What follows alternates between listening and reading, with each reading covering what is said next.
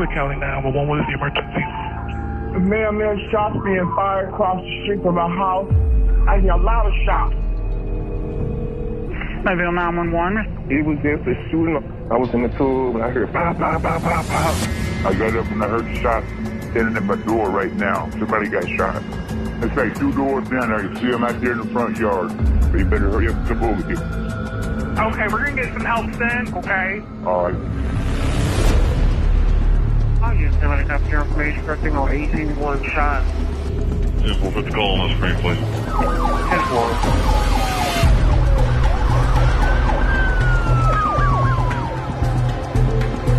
You're right on the scene. Stand by. 10-4. He was shot in the head. Oh, God. Homicide been notified. Homicide in the wild. 10-4.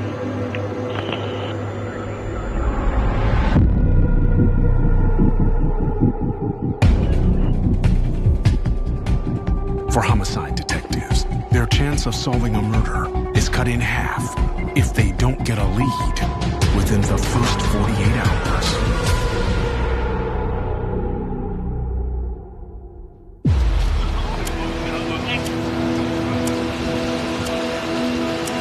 Go ahead and grab that bag of marker.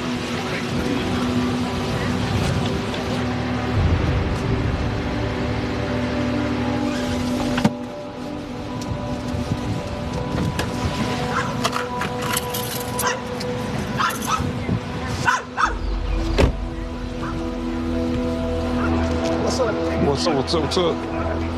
Oh, man, what's going on, man? Do y'all have a name on this guy? Red. Red.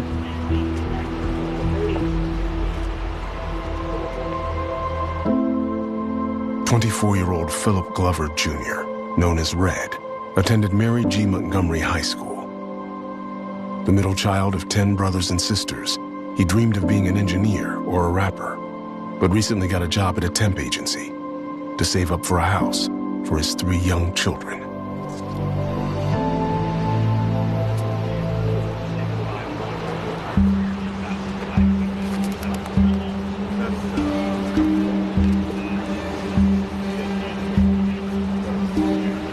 Are those entry wounds to the back?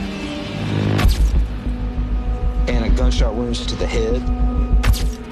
Red was shot multiple times. He was shot in his back, in his chest and his arm, and in the back of his head. Wow. Great. All those casings in the yard? Yes, sir. 11. 9 millimeters. Okay.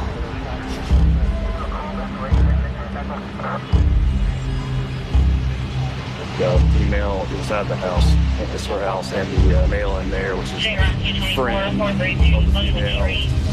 According to responding officers, the homeowner and her roommate were on scene when police arrived. We just left this location 30 minutes ago on another call. He's the detective on that call. Oh, wow. What kind of call was that? That's a property, first degree. Police were called to the address 2 hours ago after the homeowner discovered that she was a victim of theft. She has this little tin can that she said she kept $9,000 in. Okay. It's a safe, but it's one of those little cheap ones. Yeah. And you could tell someone pried it open. And when the officers got here... He says when officers arrived, there was a silver sedan parked out front, and its occupants, Red and another man, were in the yard. They searched the car because they smelled marijuana and found $6,210 up under the seat. No one claimed that, it was their money. So that was returned to her because it goes along with the $9,000 theft. Detective Drame suspected the other man from the car, but lacked the evidence to charge him with the theft. So I didn't arrest anybody, except he did go to jail for the marijuana, so he's on his way to Metro. Okay. The man was booked on marijuana possession. Red was left at the house. He was sitting on the porch the whole time, but I never talked to him because he had nothing to do with the case. So I never even talked to him. So I don't even know who this guy is. Gotcha. Do you think this is involved? Honestly, I don't know. Yeah, I got you. All right. I'm going to try to get whoever was transported to jail on the marijuana before he gets out of jail. Y'all both live here? I'd really like to have y'all come to my office so I can talk with y'all, okay? The homeowner and her roommate agree to talk at homicide.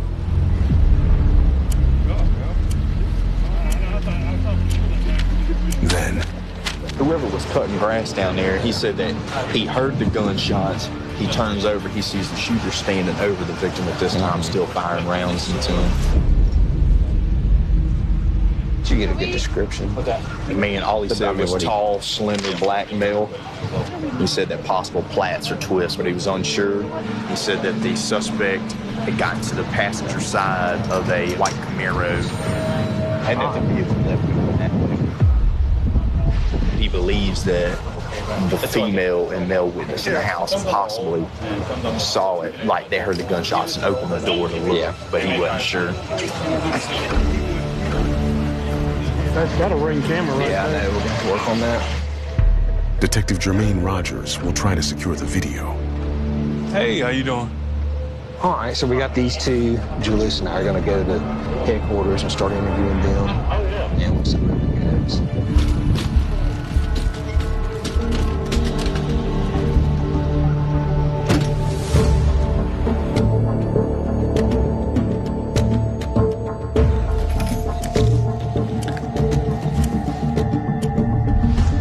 This girl lives at the residence. This guy over here does not live there, but apparently he's been staying there maybe for a short time.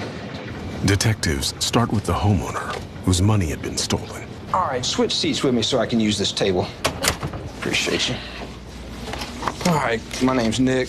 All right, and this is Julius right here, okay? Gotcha.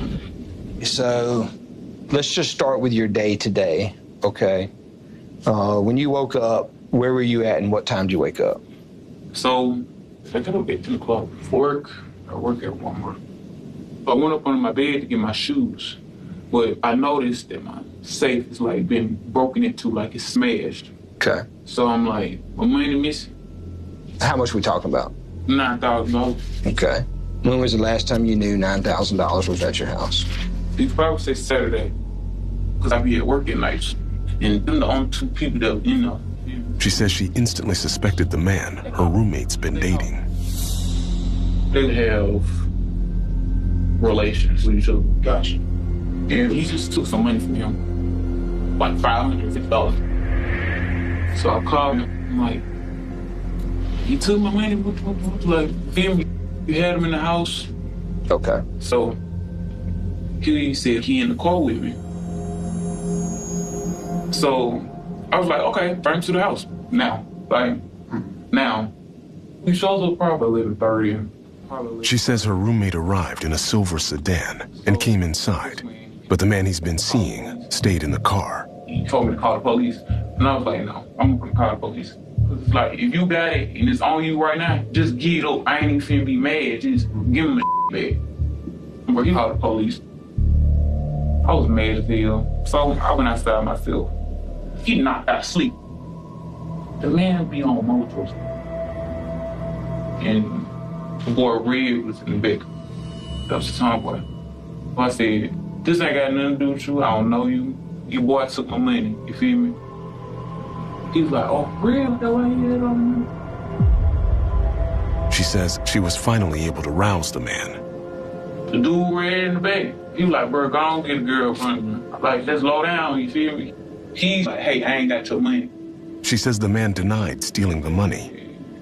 But they pulled up down the street. And then the police arrived. Okay. They asked, can they search the car? They found the money up under the seat. Some of them, not all. Like 6,210. Since the police couldn't prove that the man stole the money, he was only arrested for 10 grams of marijuana found near his seat. The detectives came afterwards. He was like, we're going to give you, you know, what we found. And the $6,210, believed to be part of her stolen $9,000, was returned to her. What was Red doing? He was sitting on the porch. He asked me, can he charge his phone? in house real bit. You know, it's like, Okay. go ahead. When the police finally left, then what happened? I was cameraman. See how much I need here. She says she blamed her roommate for her missing money. Like, hey, my money came up missing, but it don't matter. His folks, it don't matter who. It's you. I don't care. You gonna come up like you Okay. Then what happened? The shots fired. I opened the door. We saw the dude red. Like, I saw the blood. Did you go back outside your house? No. We was both at the door. And was there any conversation between you as to who would have done this? No. Outside of the day, when would have been the last time that this dude Red would have been at your house? Oh, I never seen him before. So the first time he's ever been to your house was today. Yeah. And then, boom, this happens and he gets shot and killed. I mean, you're obviously pissed off because your money's missing. That's a lot of money to be missing. Okay. Did you call anybody upset telling them that your money was missing?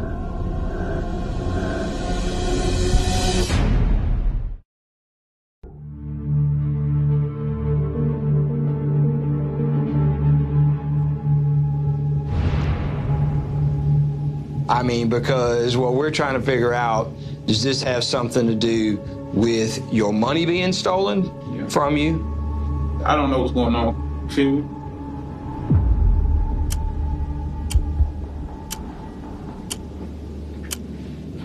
Let me ask you, I'll just ask you. Do you know anybody that drives a white Camaro? He said that the suspect had gotten to the white Camaro. No, I know somebody who drives a blue, not a blue, like a black Camaro. That's about it. Gotcha.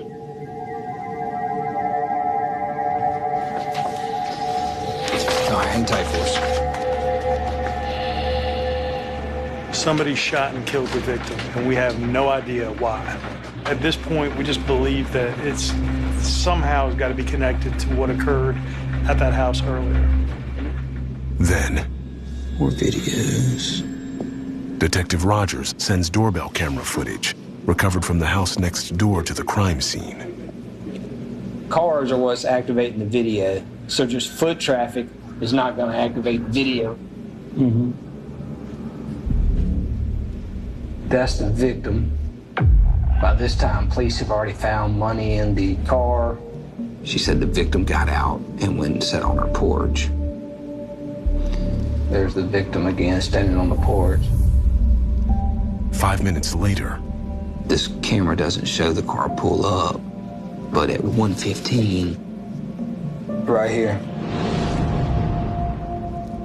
That's Camaro. The witness said he saw the suspect get out of the Camaro. Yeah. That silver car is still there. So, not long after that is when the shots are fired.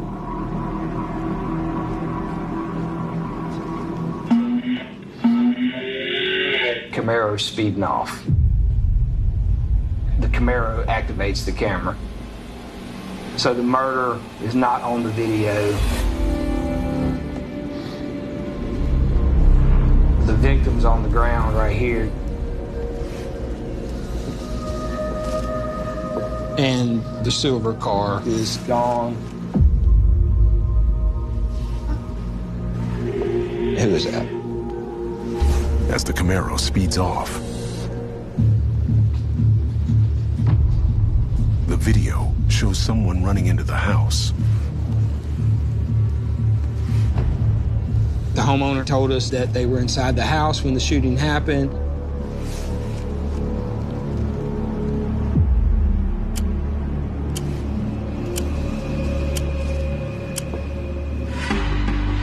All right, man. So I'm Nick, all right, and this is Julius. Detectives turn to the homeowner's roommate. Appreciate you being patient with us. How old are you? 21. All right, so where have you been, like, sleeping lately? But he got put out while I was here. He says he was having problems with his family, so he's been staying with the homeowner. For how long? I want to say about 3 weeks soon. Okay. And so how do you know? Crapeau asks him how he knows the man who the homeowner accused of taking her money. We was talking. And I said like a month, 2 months, going on 2 months. All right. And I guess recently he took some money from you, asked you for some money? Mm-hmm. A couple of days ago, we had got into it, so he snatched my phone from me. Then he had sent all my money to himself. Like on Cash App or something? Mm-hmm. $550. The reason I kept talking to him was because he kept saying that he still had it, he ain't do nothing with it. I got you. What can you tell me about her money? I didn't know he took the money until she called me today. So when could he have got the money? He came over there Sunday morning. So yesterday? Mm-hmm. Was she there? No. What time did you wake up this morning? What'd you do? Around 8. He called me. He was at the extended stay. He told me to come over there and get him. He says earlier this morning, the man he's dating said he needed a ride. When I got to the Circle K, I had got my coworker called. So he borrowed his coworker's silver sedan and picked him up. All right. So you pick him up, then what? I pulled off. When I was pulling off, the boy who's dead called him. He said Red called the man, saying that he too needed a ride. He said, go get him. So I went and got him. After that, he hit some type of money and he knocked him out. After that, his friend told me to drive to the apartments where his friend be at. He went in there. I sat there for like 10 minutes, and then he told me to take him to his sister's house. I took him over there. The boy had came back to the car, and I asked him and said, what to? Because I was just trying to leave. He said, to the belt line.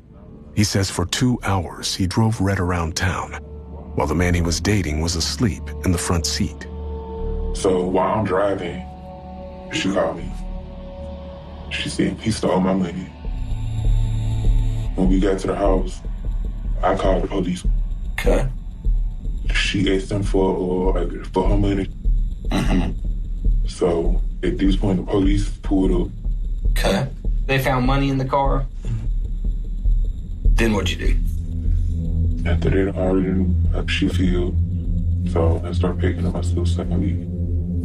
He says he decided he should move out. And we heard the gunshots. So you hear the gunshots, and then what? And I saw the battery line right there. You see anything else? You see any people? Did you see any cars? All right, let's back up then. So, what happened to the car? Crapeau asks him about the silver car that he borrowed from his coworker. He came and got his car. He came in the house and got the keys. And that was it. He walked right back back. He claims that his coworker left well before the shots were fired. You got a good phone number for him? I don't know about her. You mind if I look in your phone? Who's this you're talking to? Who's Jordan? He says Jordan is his relative. Day you text him, come to the house. I'm on my way. He was there while the police was there. The police watched him walk up. What time did he leave? Right when the detective stuff, he had left. Gotcha. What kind of vehicle was he driving? He don't have a car. He got dropped off out there. Who did he get dropped off by? He and Tim. Did any other vehicles pull up? Mm-hmm. Okay. I will say this, that there's video at a house, like next door, Ring camera. The Ring camera shows right after the shooting happens. Right?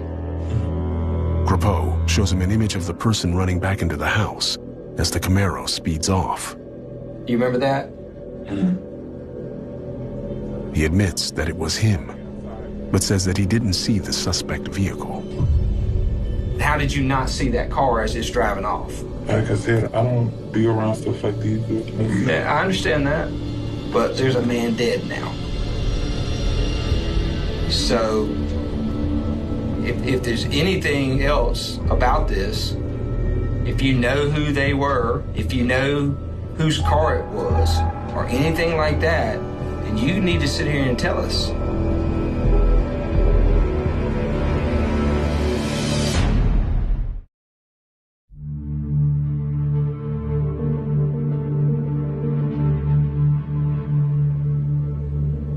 All right.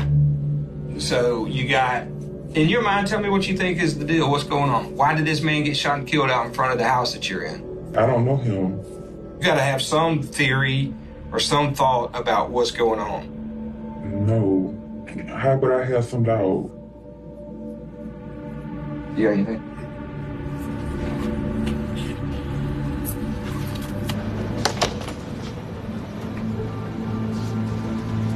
At this point, we definitely need to interview the roommate's boyfriend, the guy that was taken to jail for the marijuana.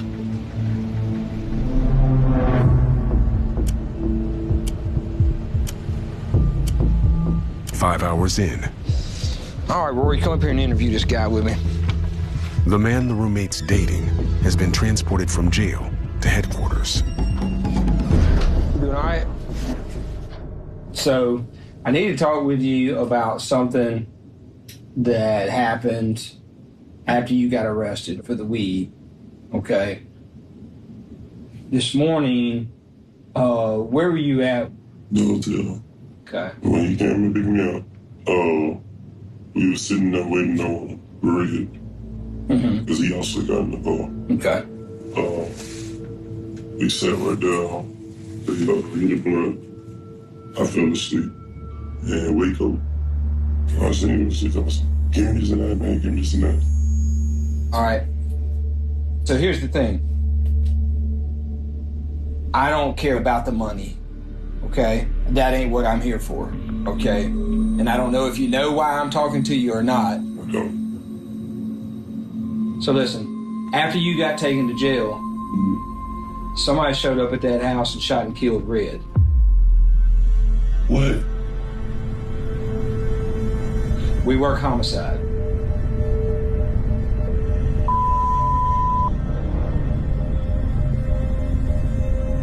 What am I really? I've been knowing him since I was little. Right.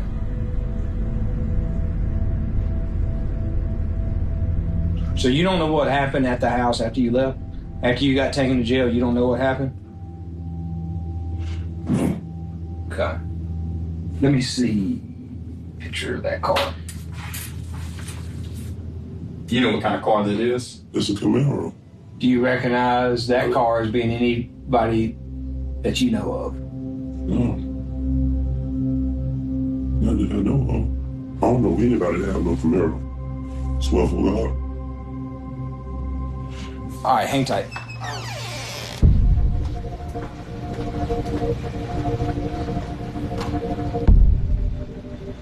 This guy works at the Circle K. It's his co-worker's car. Grapeau pulls up the doorbell camera footage of the silver sedan. The roommate said the owner of the silver car walks to the house to get his car, but it appears that he had not pulled off yet. So maybe he's sitting in the car as the shooting happens. So you want me and Jermaine to go interview him at the store?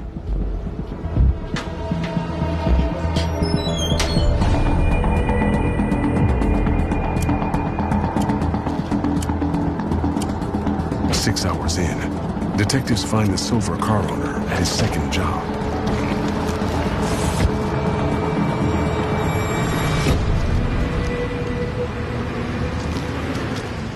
I guess y'all partners. Yes, sir. We're a competitor for door dance team together. Okay. We have dancers, personal dancers, whatever. Okay. And yeah, he got me on that Circle K, so we started bonding, whatever. And he went to like with his family. His family is very homophobic. And we moved with his friend, the one that he stays with now. So he just needing the extra money. So when I'm at work at Circle K, I give him my car. So we can DoorDash, like that. Isn't the Toyota Camry that's in the back? Yes, sir. And then, at what point did he get your car?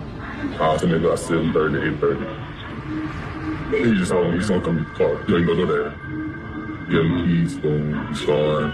I'm just working, you know, he's doing his things. I got off at 1, so 12:45. So I called him, you know, see where you at, you know. So I go to my car. He said, you know, he's at the house. So my coworker dropped me off to my car. I pull up, police are still there. He beat me, and he gives my key. And he tells me that, you know, hold up. He told you to hold on? He told me to hold on, like, don't pull off. So I'm about to get my car, pull off, and head straight to work. So, you know, I'm in the car waiting.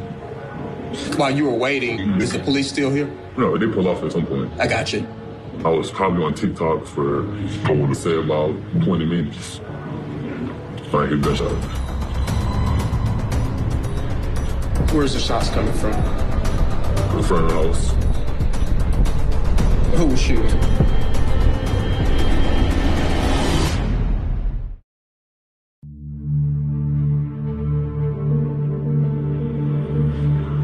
I don't know the guy. I've never seen the guy. Describe that person to me. Tall, dark skin. Dressed in all black. Maybe 25. Slim.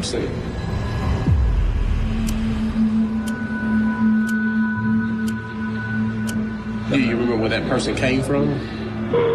No. Because I never seen him come pull up. Yes, but soon he was already there. The entire time that you was at the house, the person that's the shooter was also there. I'm assuming. Do you remember seeing any cars parked on the street, specifically a white car? Could possibly. I don't think so, though. Is that kind of where your car was parked at? Yes, sir. Yes, sir. Yeah, that's me. Nettles shows the owner of the silver car the video of the white Camaro. So my question is, this car that's directly in front of yours. Okay. Did you see that car? It possibly could have been there. I just don't remember. Okay. Yeah. Okay. Like, I was on my phone. I got you. So he was shooting from the porch? Yes, sir. Like on the porch? Like on the porch. And do you know if you saw a picture of him, would you recognize him? It was from a distance. Obviously, I wear glasses, so. Do you know any of? Nettles asks him if he knows any of the roommates' relatives. No, I don't. And you wouldn't lie for him to keep him out of trouble? Oh, I don't want to go to jail for anybody. Can I appreciate you? Thank you. So let me get it right. So this dude is basically saying that this person was there the entire time. Gotcha. It was a situation where somebody just pulled up and shot. Well, in talking to the roommate, the only person that he was reluctant to give us information on was Jordan. The only reason why Jordan's name had come up is because he had given us permission to look through his phone.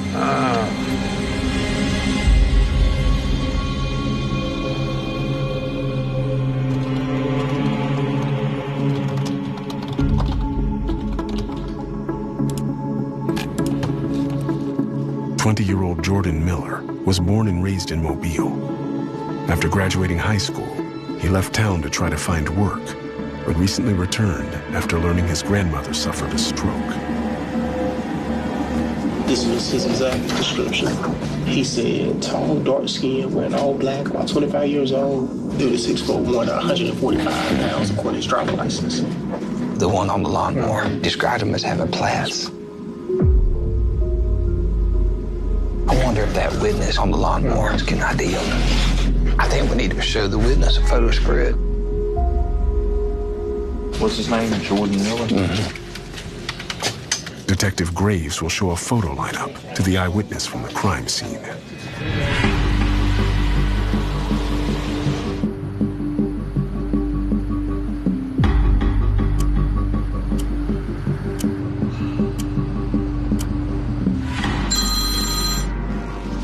Hey. 45 minutes later, What up? Graves has an update.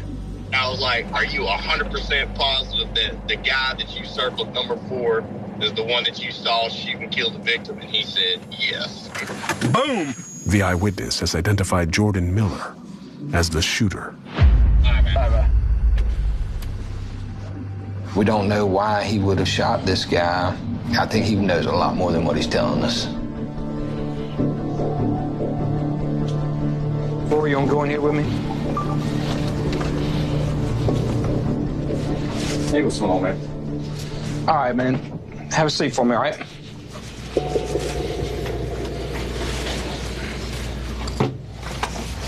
So you seem like you're a good guy, okay? But at the same time, I don't think you're being truthful with us, okay? So I want to give you an opportunity to start over and be completely truthful. You know, this may end up being one of the most serious things you ever face in your life.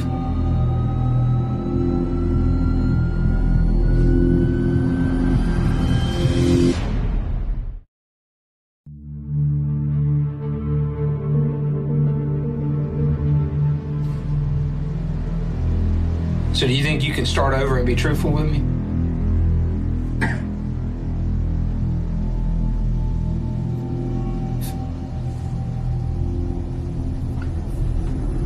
Where you want me to start from?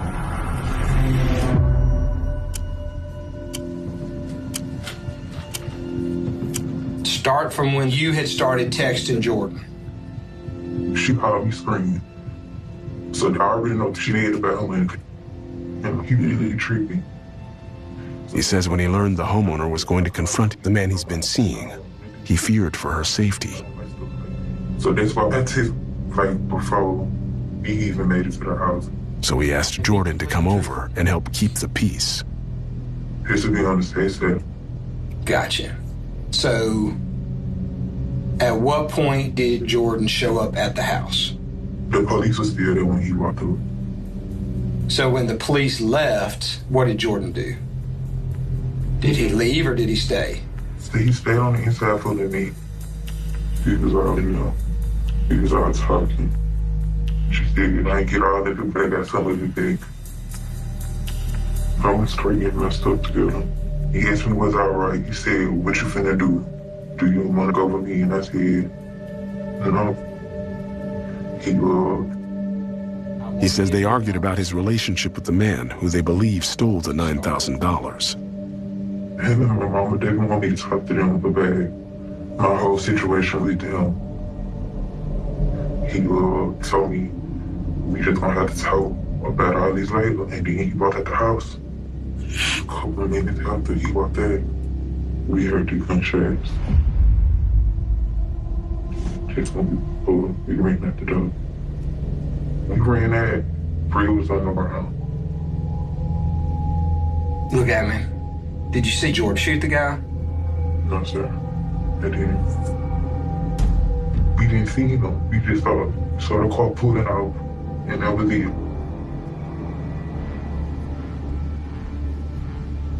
Look at me. I see you're upset.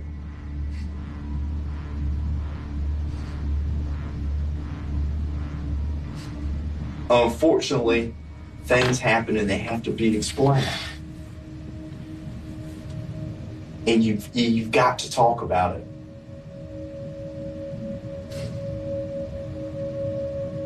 So tell me, who did you see get into the car?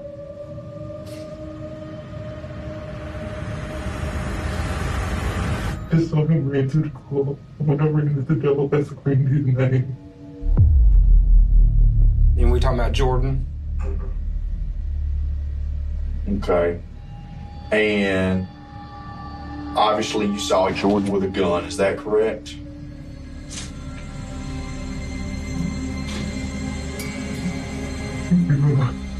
Yeah. Okay. Let me ask you this and be honest with me. Did you see Jordan shoot the gun at any point in time? I did see him shoot the gun. Okay. What side of the car did he get into? The passenger side. And be honest with me. We do our homework. Whose car was that? I don't know. I haven't seen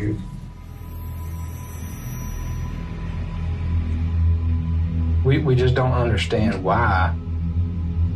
Did Jordan have any words with Red? We don't know. Both of them was the only two I said. And you heard no arguing or anything? No words? When he walked up the door, I thought he was leaving. Have you ever seen him with a gun before today? I know you're upset, but I'm gonna be honest with you. You did the right thing because that's not on you. You know, I hate to say it. Sorry.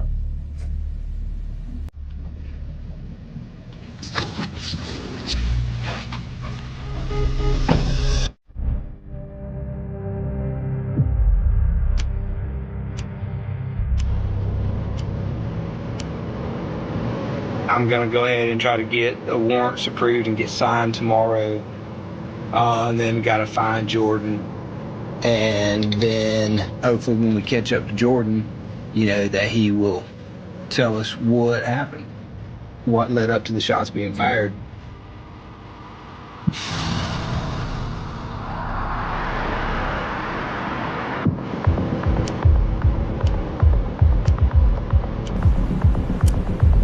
The next afternoon, I signed a warrant this morning for the arrest of Jordan Miller.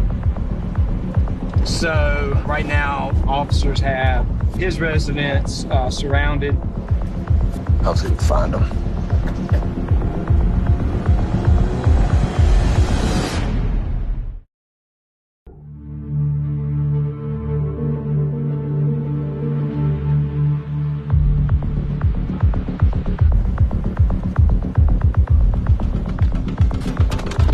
Let's do it.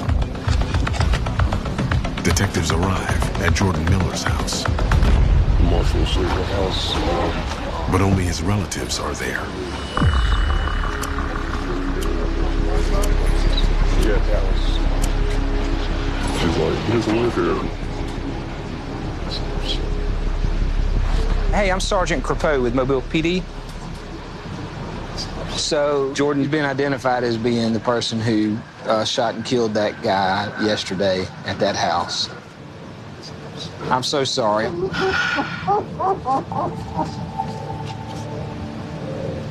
We don't know why this shooting happened exactly. And the thing about it, there's always two sides to every story. Have you talked to Jordan recently? We don't know where he is. Yeah. If I knew it, I would go right there. Yeah, and I try believe to get that. a hold of him. I believe that. I don't know. Yeah. My kids are not violent. Yeah, I believe that. Raised them that way. None of them. All right. Well, y'all hang in there. You got my number, okay? Call me if you if there's anything you need, okay? All right. All right. Y'all hang in there, okay?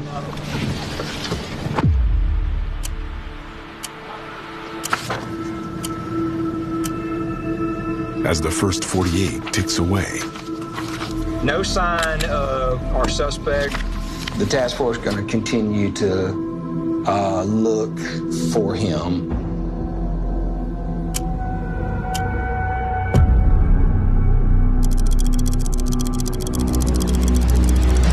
in the first 48, Mobile Homicide responded to the murder of 20-year-old Philip Red Glover, Jr., shot minutes after officers responded to a theft of property call at the same house. Found text messages in the homeowner's roommate's phone indicating that his relative, Jordan Miller, came to the crime scene before the murder. Interviewed an eyewitness who said the shooter most likely came from inside the house. And got a positive ID on Jordan Miller as the shooter, but still need to find him.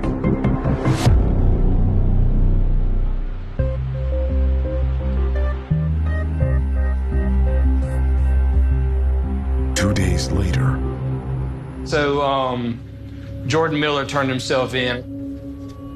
I got a call this morning from a defense attorney who told me that he was with Jordan and they were on their way to the jail. So he's currently in jail on the murder charge.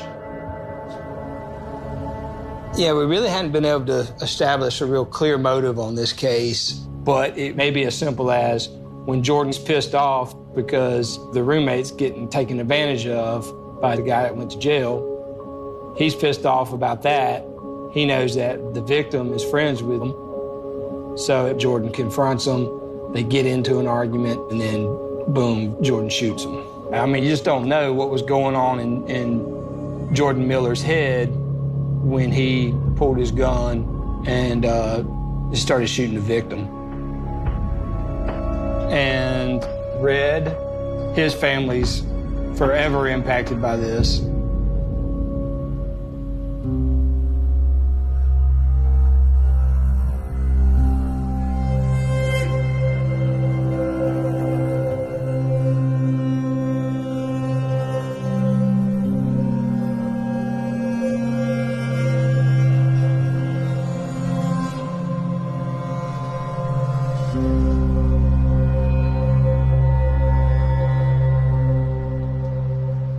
What I miss most about Philip, he always had a smile on his face. He had a disarming smile. If you were upset with him and he smiled at you, you forget all about being upset. Everywhere he went, he walked in and he brought light. He was our happy guy, you know? What I miss most about my brother is him coming over to my house with his kids and we all getting together, you know. Us playing around with the kids. Just having fun. He has so much more life to live. So many more things to do. That he didn't get to even do with his own babies. He's got kids that will do Christmas without their dad. He's got a brother and sisters. There'll always be something not there for them. There'll always be that missing person around the table. It's very difficult. And I think about him every day, every single day. There's a hole where he used to be.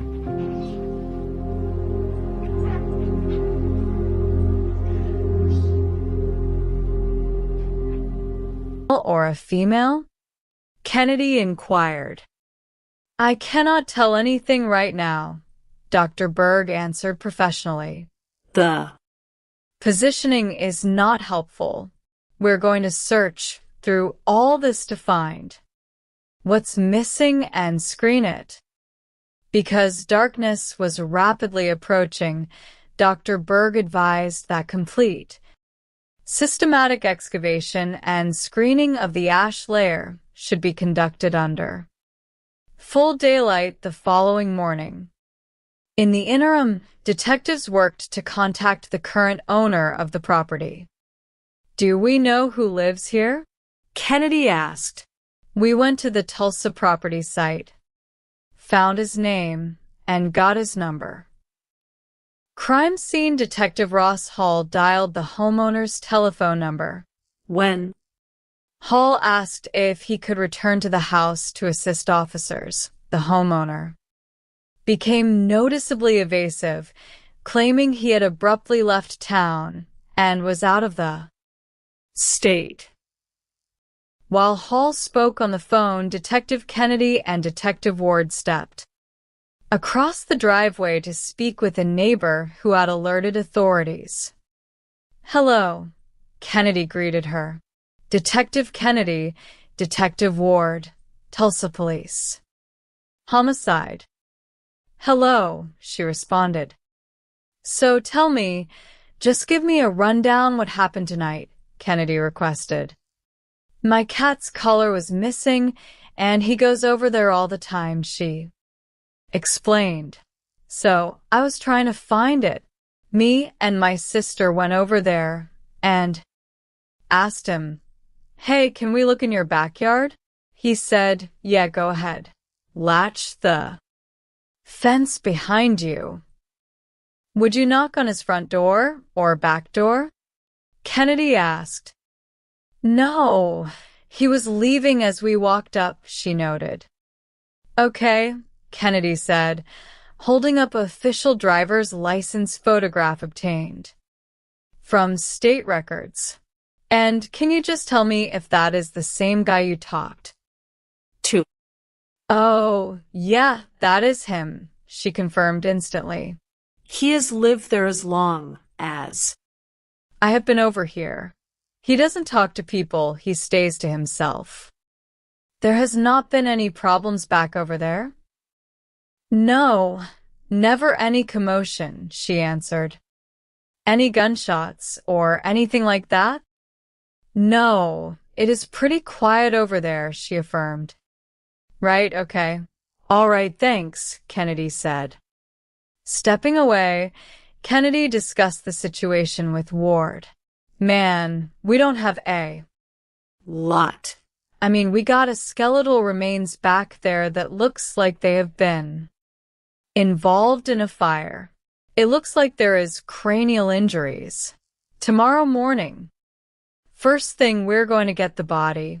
She is going to have to do a thorough examination when it gets back to the medical examiner's office. Give us a little more detail. Right now, she says it doesn't look natural.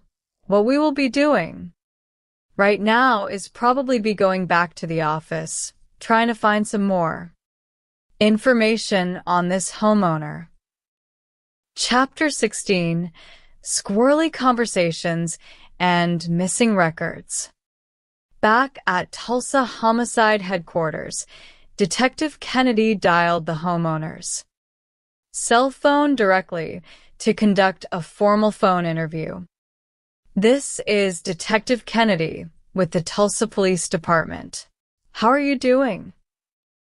Kennedy opened smoothly. Okay, what is going on? The homeowner replied guardedly. Well, we need to talk to you about an investigation that is going on at your house.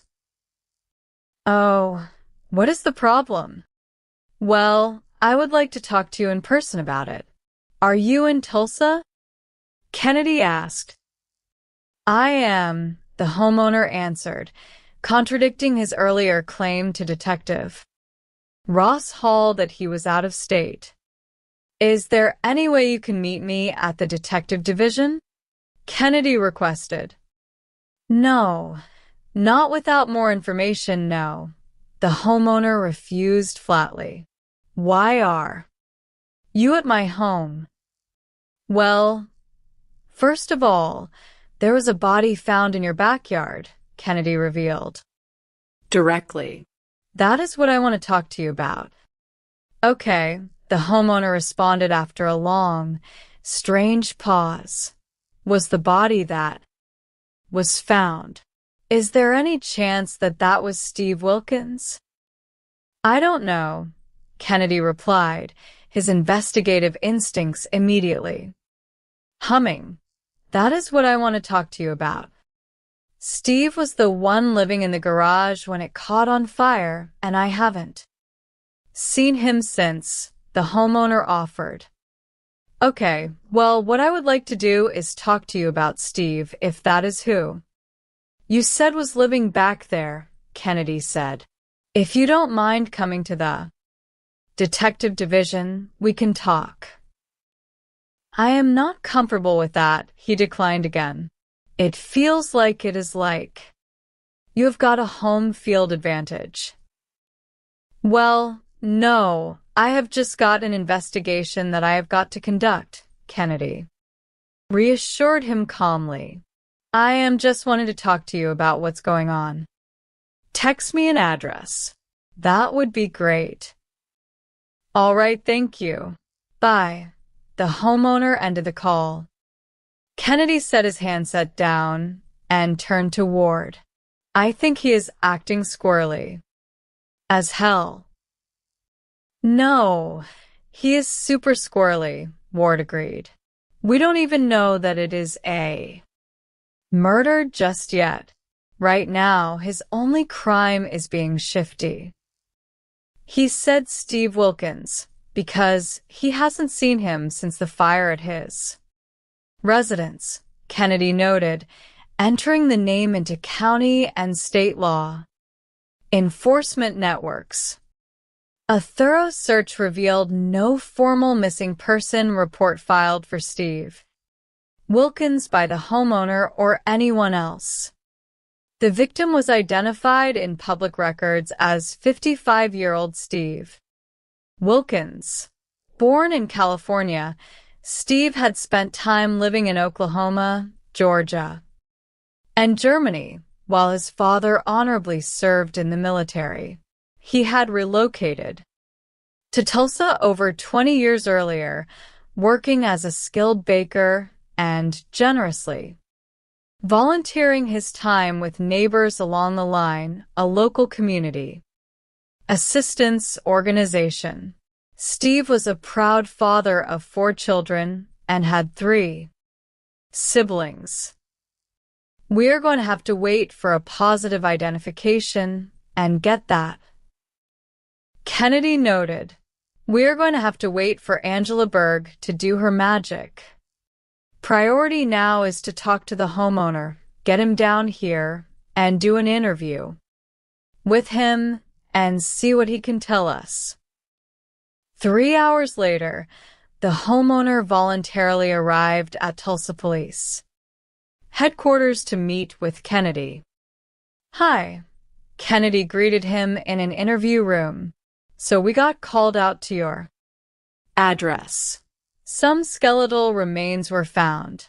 We found out that a fire had been back there in September, I believe.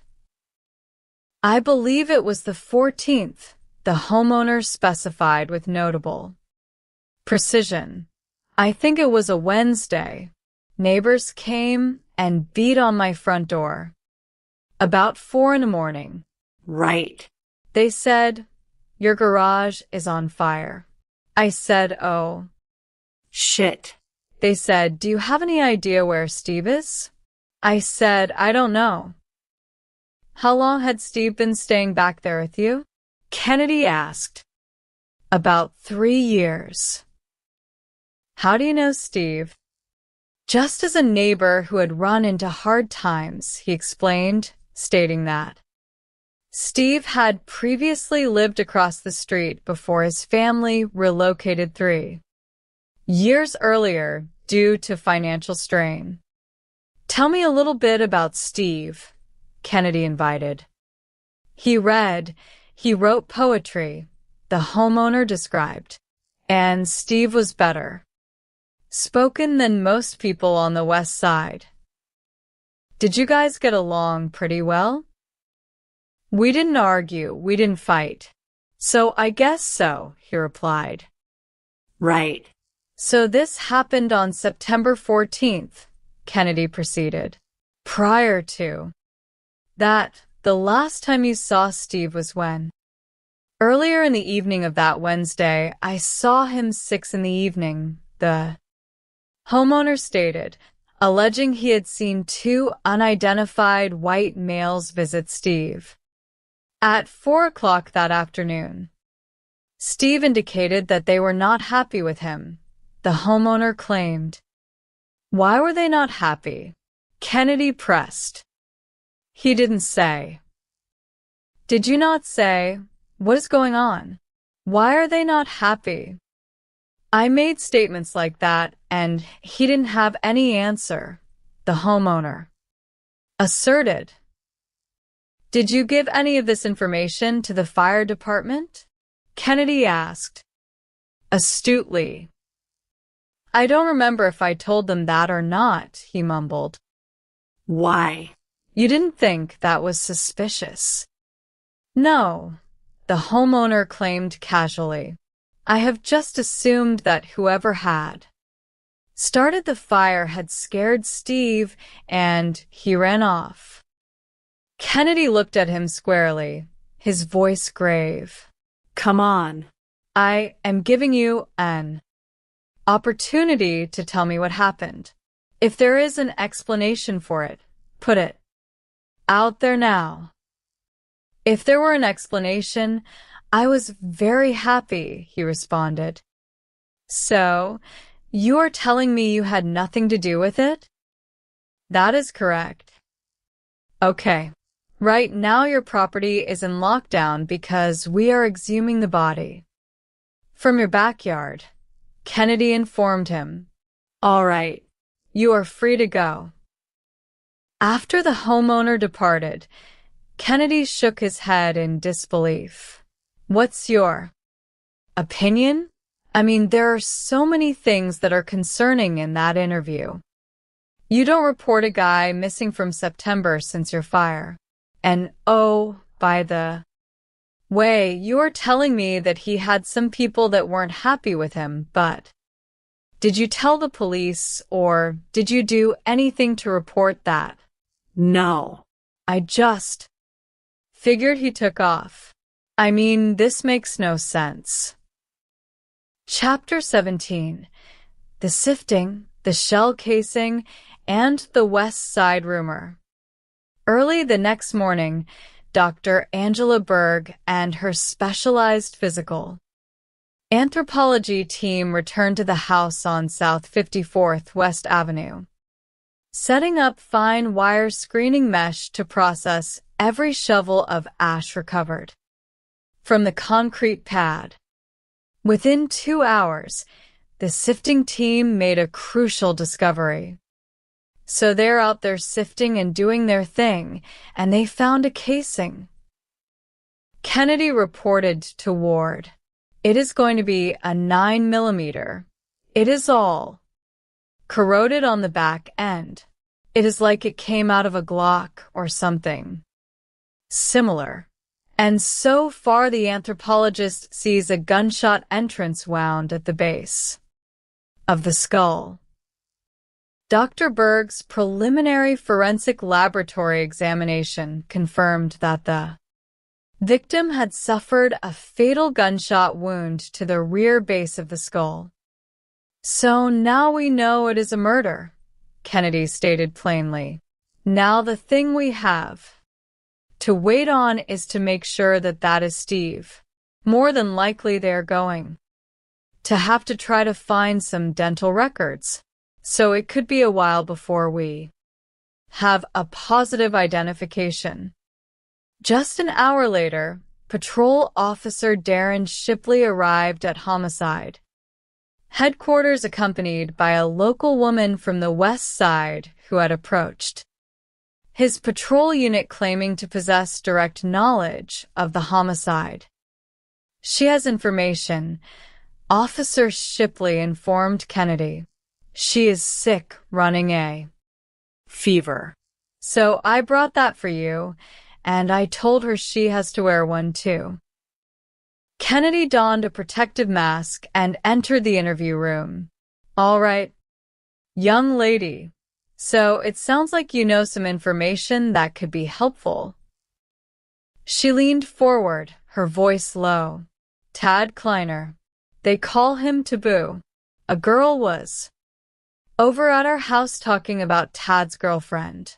Talking about how Steve may have drugged her." She explained that days prior to the mid-September fire, a persistent rumor swept through the local West Side community, claiming that Tad Kleiner's ex-girlfriend believed Steve Wilkins had surreptitiously drugged her during a social gathering. "You know her name?" Kennedy asked, taking down the specific name provided. "So Tad's ex-girlfriend believes that Steve drugged her?" Kennedy clarified. "She doesn't know?" "Okay, so go on," Kennedy encouraged. "He got angry," she stated. "Tad did." "Yeah, they showed up after the fire. Tad and Mikey Brummett." She disclosed that on the night of the fire, Tad Kleiner, accompanied by Michael Brummett Jr. and a third unidentified male, had traveled to Steve's residence to intimidate him. "Paid who a visit?" Kennedy asked. "Steve," she answered.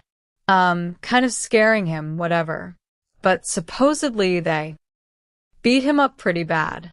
They said they curb-stomped him." "Who said that?"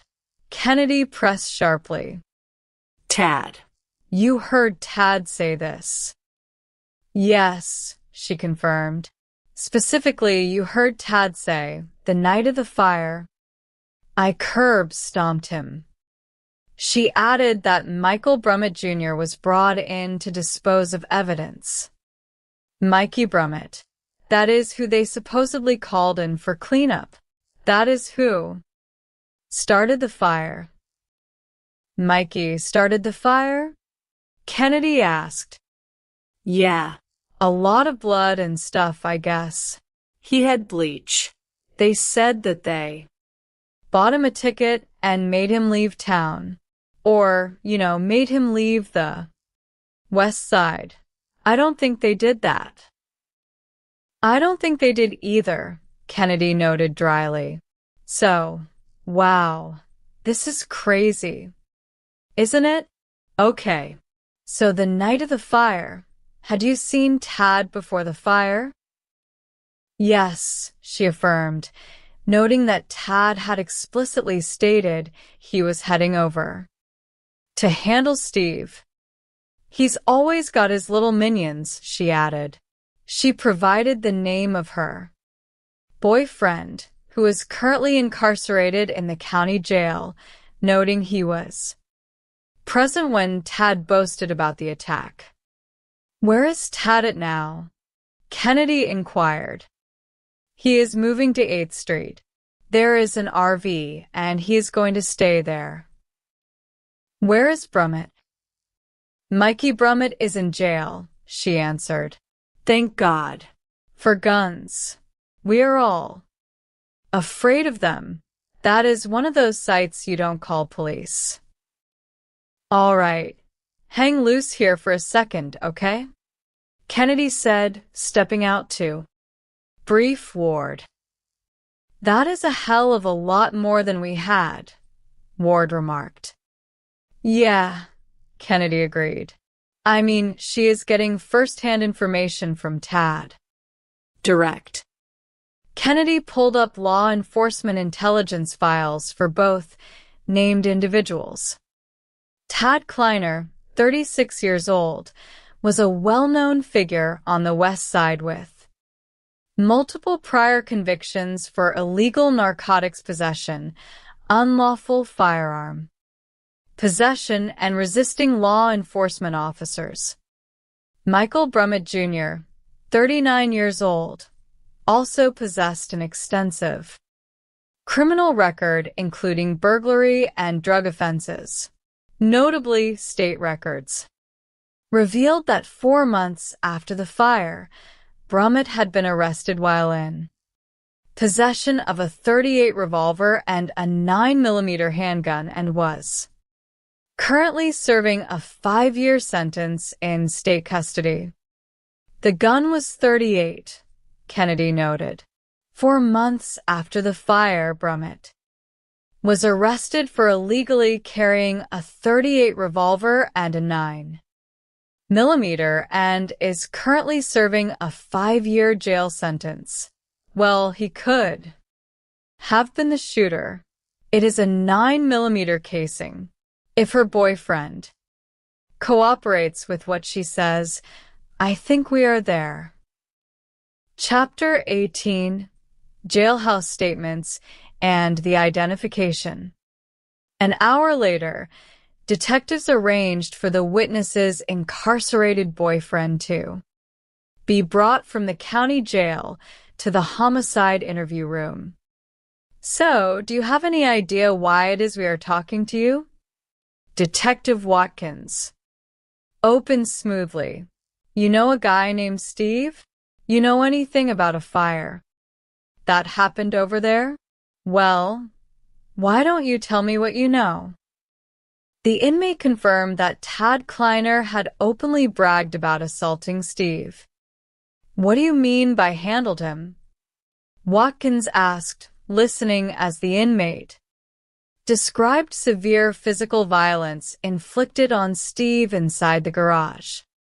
The inmate identified the third individual present during the assault as 26-year-old Devin Scrivener, originating from Sperry, Oklahoma, who possessed no prior criminal convictions.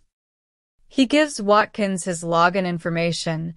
Watkins noted, logging into social media accounts to verify identities. He was bleeding from where? Watkins asked, noting the inmate's detail that Devin Scrivener had sustained a distinct, heavy cut to his hand during the struggle inside the garage. Watkins showed the inmate a photograph. Is that Devin? That's Devin, the inmate confirmed, providing the address of Devin's girlfriend on the west side. Watkins stepped out into the hallway to update Kennedy and Ward. Man, we just finished talking to him. He said Mikey was with them. This guy named Devin was with them. He said Devin was bleeding from his hand. So Devin is probably going to be one of the little minions the girl is talking about.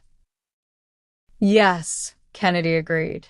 So far we got Tad, and I think we're good with Mikey. Brummett at this point. Yeah, because that is 2 people that put him there.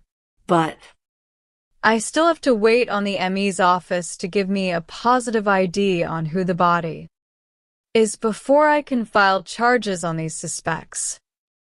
Shortly thereafter, Dr. Angela Berg called Kennedy with definitive laboratory findings.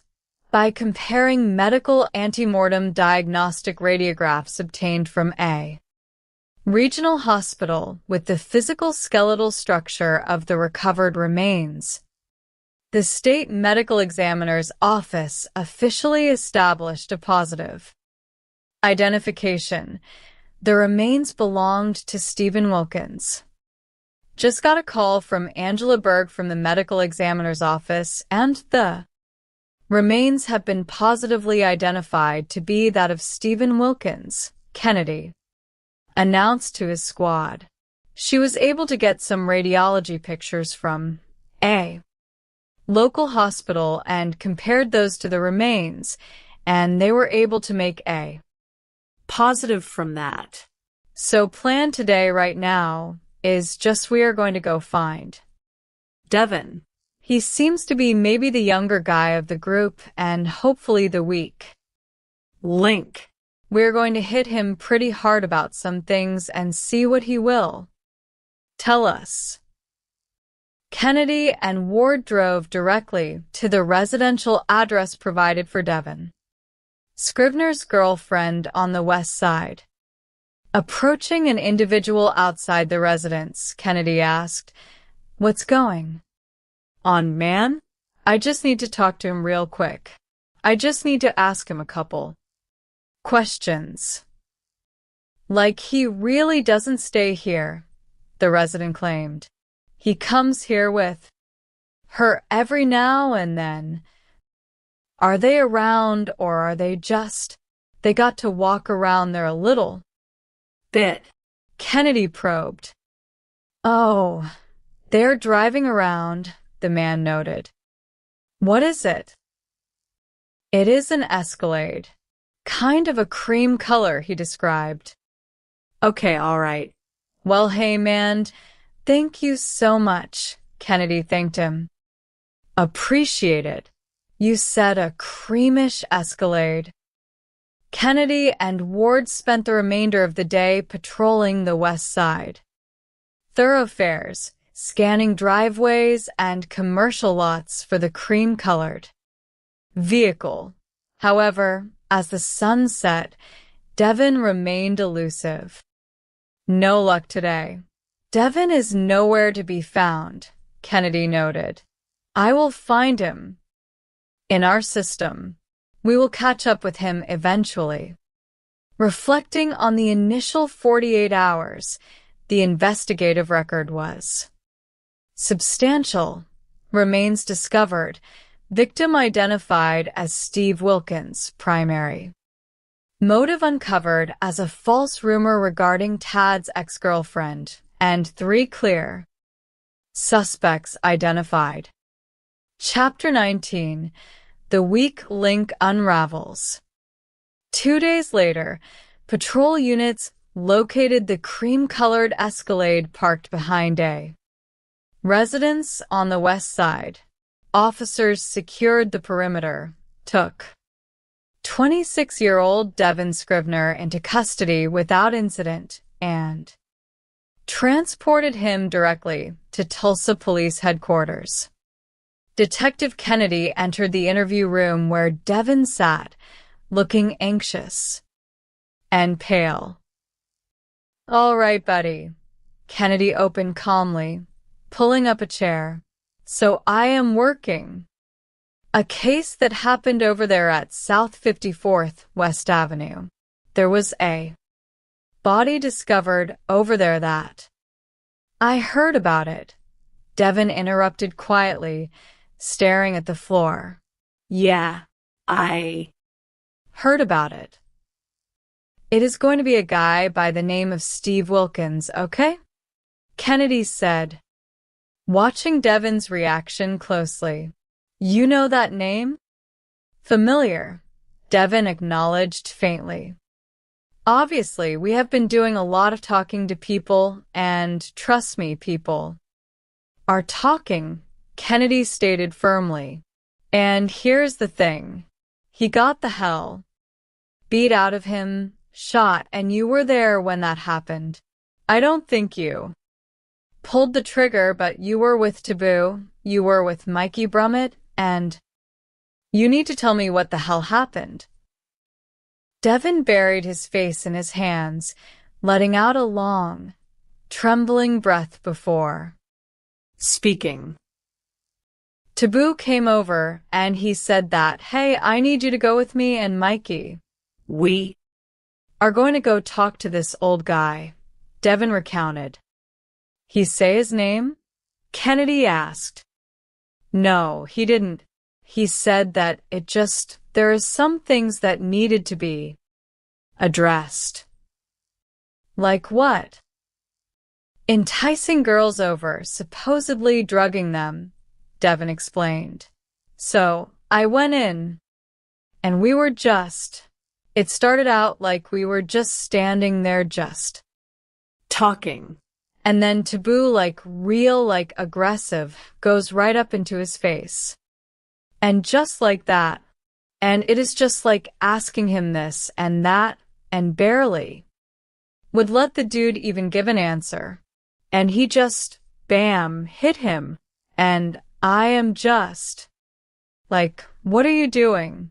I am like, I thought you were just coming to speak with me. Like, what's going on? And Taboo was like, you just stay the fuck out of it. They just jumped him. Devin described Tad and Mikey violently beating Steve until he collapsed onto the garage floor. At this point, I am wanting to leave, Devin insisted softly. I am just this doesn't feel right. This dude was like I thought he had enough. And I am telling Taboo dude, leave him alone. It is. It is scary. Leave him alone. Something else happened, Kennedy stated pointedly. Yeah, what happened? I see Mikey over here. Taboo is walking back, Devin recalled. Walking towards you? Yeah, he just took a couple steps towards to leave, and then Mikey go. So with a pistol you indicated it was, Kennedy clarified. It was a handgun, Devin affirmed. And when I heard the one shot, I take off. Running. Kennedy leaned forward, looking directly at Devin's right hand, where a distinct, healed linear scar stretched across his palm. Let me ask you this. You cut your hand, didn't you? Kennedy asked calmly. If you did something, tell me now. Did you stab this guy?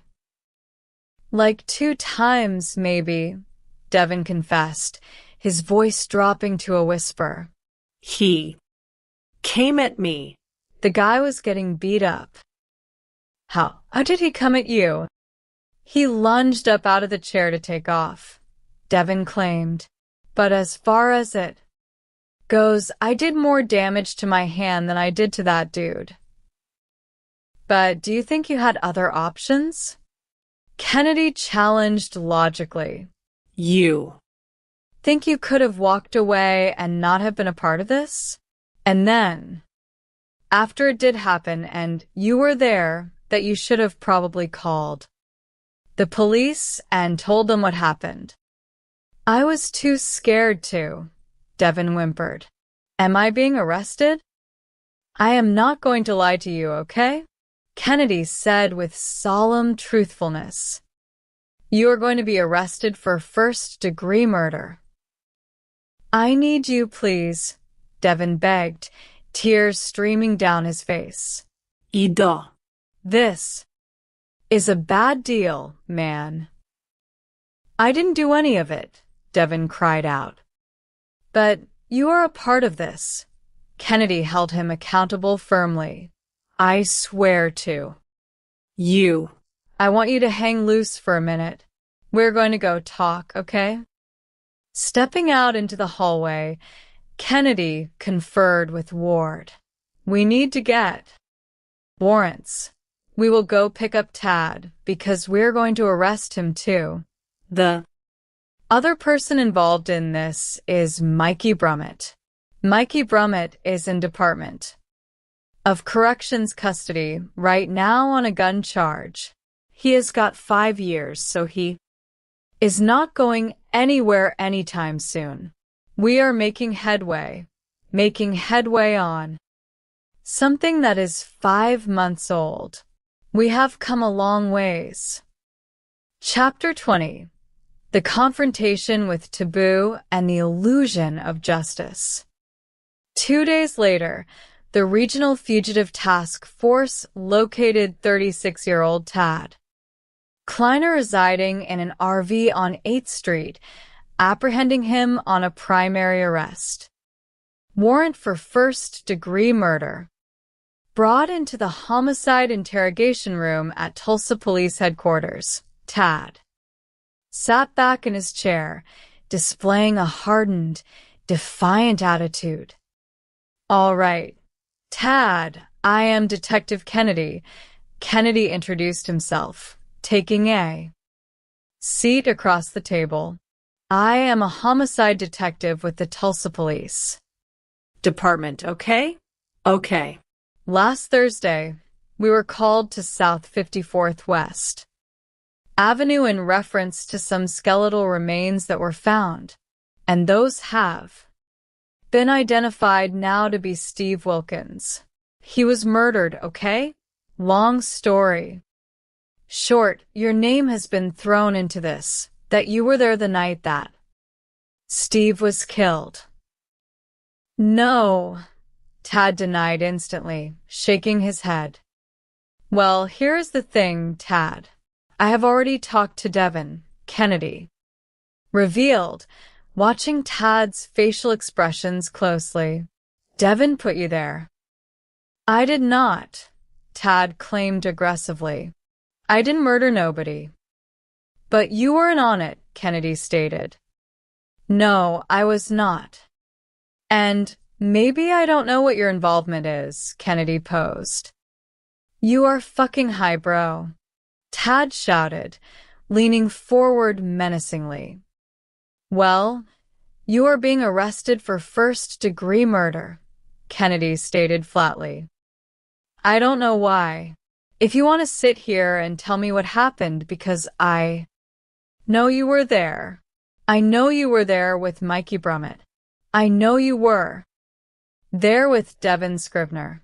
I think you went over there with the intentions to scare this guy and to rough him up a little bit because he maybe did something to your ex-girlfriend. I didn't go over there, Tad snapped. You were there, Kennedy held the line. You were there, and you were beating him, okay? I know that. No, I wasn't, Tad insisted loudly. I never beat that man. I never have to. That is all right, Kennedy noted. If you kicked him, why would he be scared? Of you? Okay, well, why does that make him scared of you?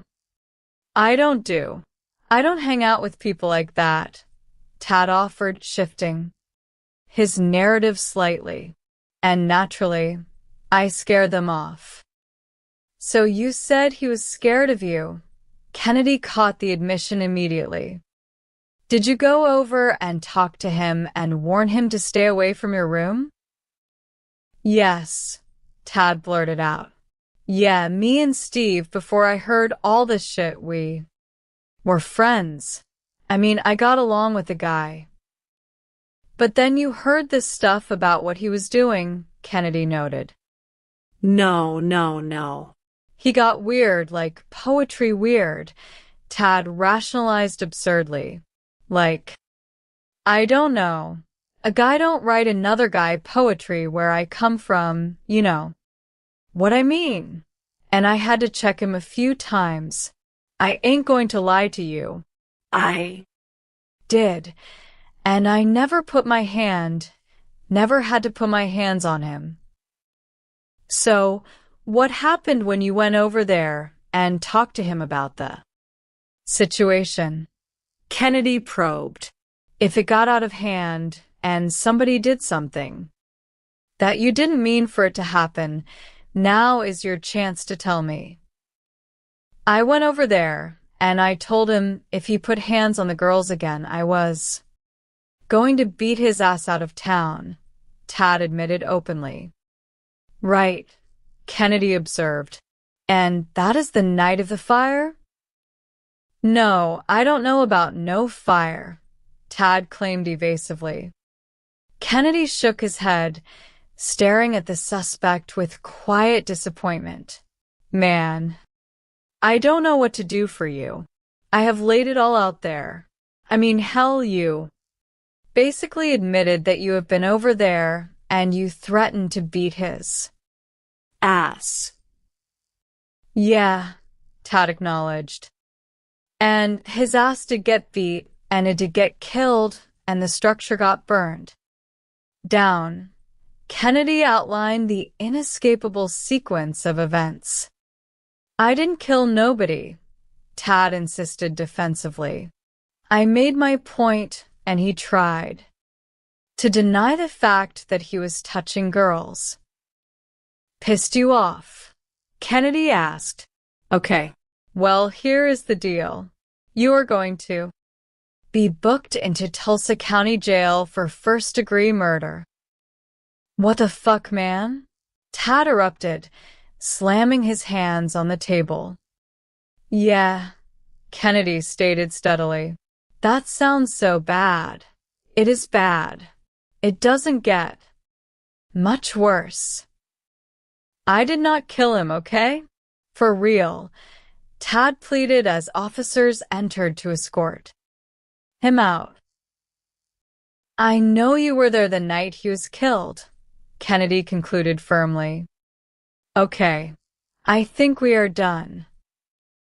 Discussing the interview with Ward, Kennedy noted, I mean, he does admit he went over there. He wouldn't say when, but he said some time ago and tried to kick his ass. But he won't go down the road of I was there the night with Mikey Brummett and Devin Scrivener, which we have heard from several people that he was.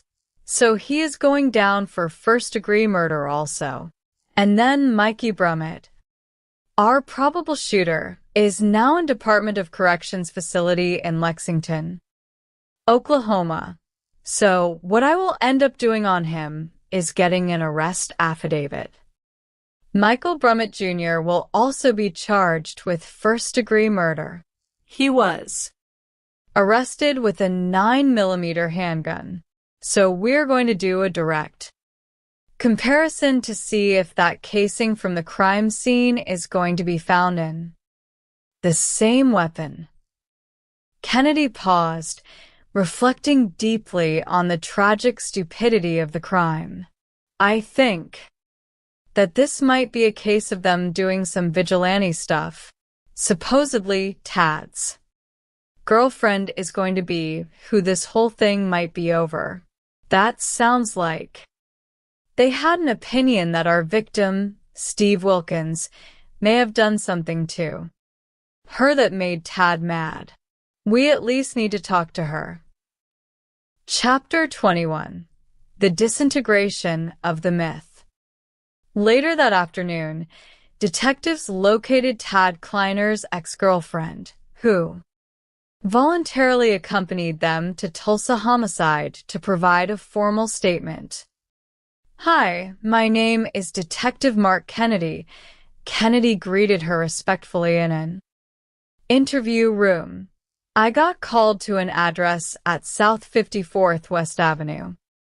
There was some skeletal remains found back there. We have since identified those remains to belong to a guy by the name of Steve Wilkins. So, through the process of this whole investigation, your name was brought up, and in fact that you knew a guy who went by the name of Taboo. Tad Kleiner. From everything I have gotten so far from everybody, the reason why this guy was killed was for the fact that he supposedly did something to you." The young woman looked at Kennedy in complete, unfeigned astonishment. "I am not sure who this gentleman is, the Steve guy," she stated candidly. Kennedy placed a photograph of Steve Wilkins on the table before her. "Do you recognize this guy?" She leaned in, examined the picture closely, and shook her head emphatically. "Okay, I have never seen that man before. This is going back 5 months ago, okay?" Kennedy verified clearly. "Were you ever sexually assaulted? Were you ever harassed? Were you ever drugged or anything like that by anybody?" "No," she answered directly and unequivocally. "Well, why would people be telling us this?" Kennedy asked. "I think, sir, I don't know," she explained with a weary, sad sigh. "Everybody also said I had AIDS. That was going around the West Side. So, I mean, if I knew, I would help you. So this theory that everybody is telling me about is totally bogus?" Kennedy asked, confirming the absolute truth. "I mean, I don't know where they got that story, but I have never seen that man before," she reaffirmed sincerely. "Fair enough. Well, I guess we are done here," Kennedy said, standing up. "All right. Have a good day." "You too," she replied. Kennedy returned to the homicide squad room, leaning against his desk as he summarized the tragic revelation to Ward and the rest of his team. "She has no knowledge of what we are talking about," Kennedy revealed, his voice heavy with moral disgust at the lawless brutality of the perpetrators. "And she wasn't a victim in anything, and she knows nothing about it. Nobody else has come forward and said anything like this has happened at Steve's hands. No. Reports have been filed where he is a suspect, so I think it is just a case of bad rumors going around the neighborhood." Kennedy shook his head, offering a profound, definitive judgment on the case. They thought they were giving him some street justice, but for them to beat him to death and shoot him and then burn him is not their right to do. That is a sad deal, and it was very, very avoidable. Take care of yourself, man. You too. Take care. See you later. Epilogue: The Arch of Moral Justice. In the final analysis, the pursuit of criminal justice is far more than a technical exercise in collecting physical evidence, tracking mobile tower coordinates, or analyzing blue star reactions.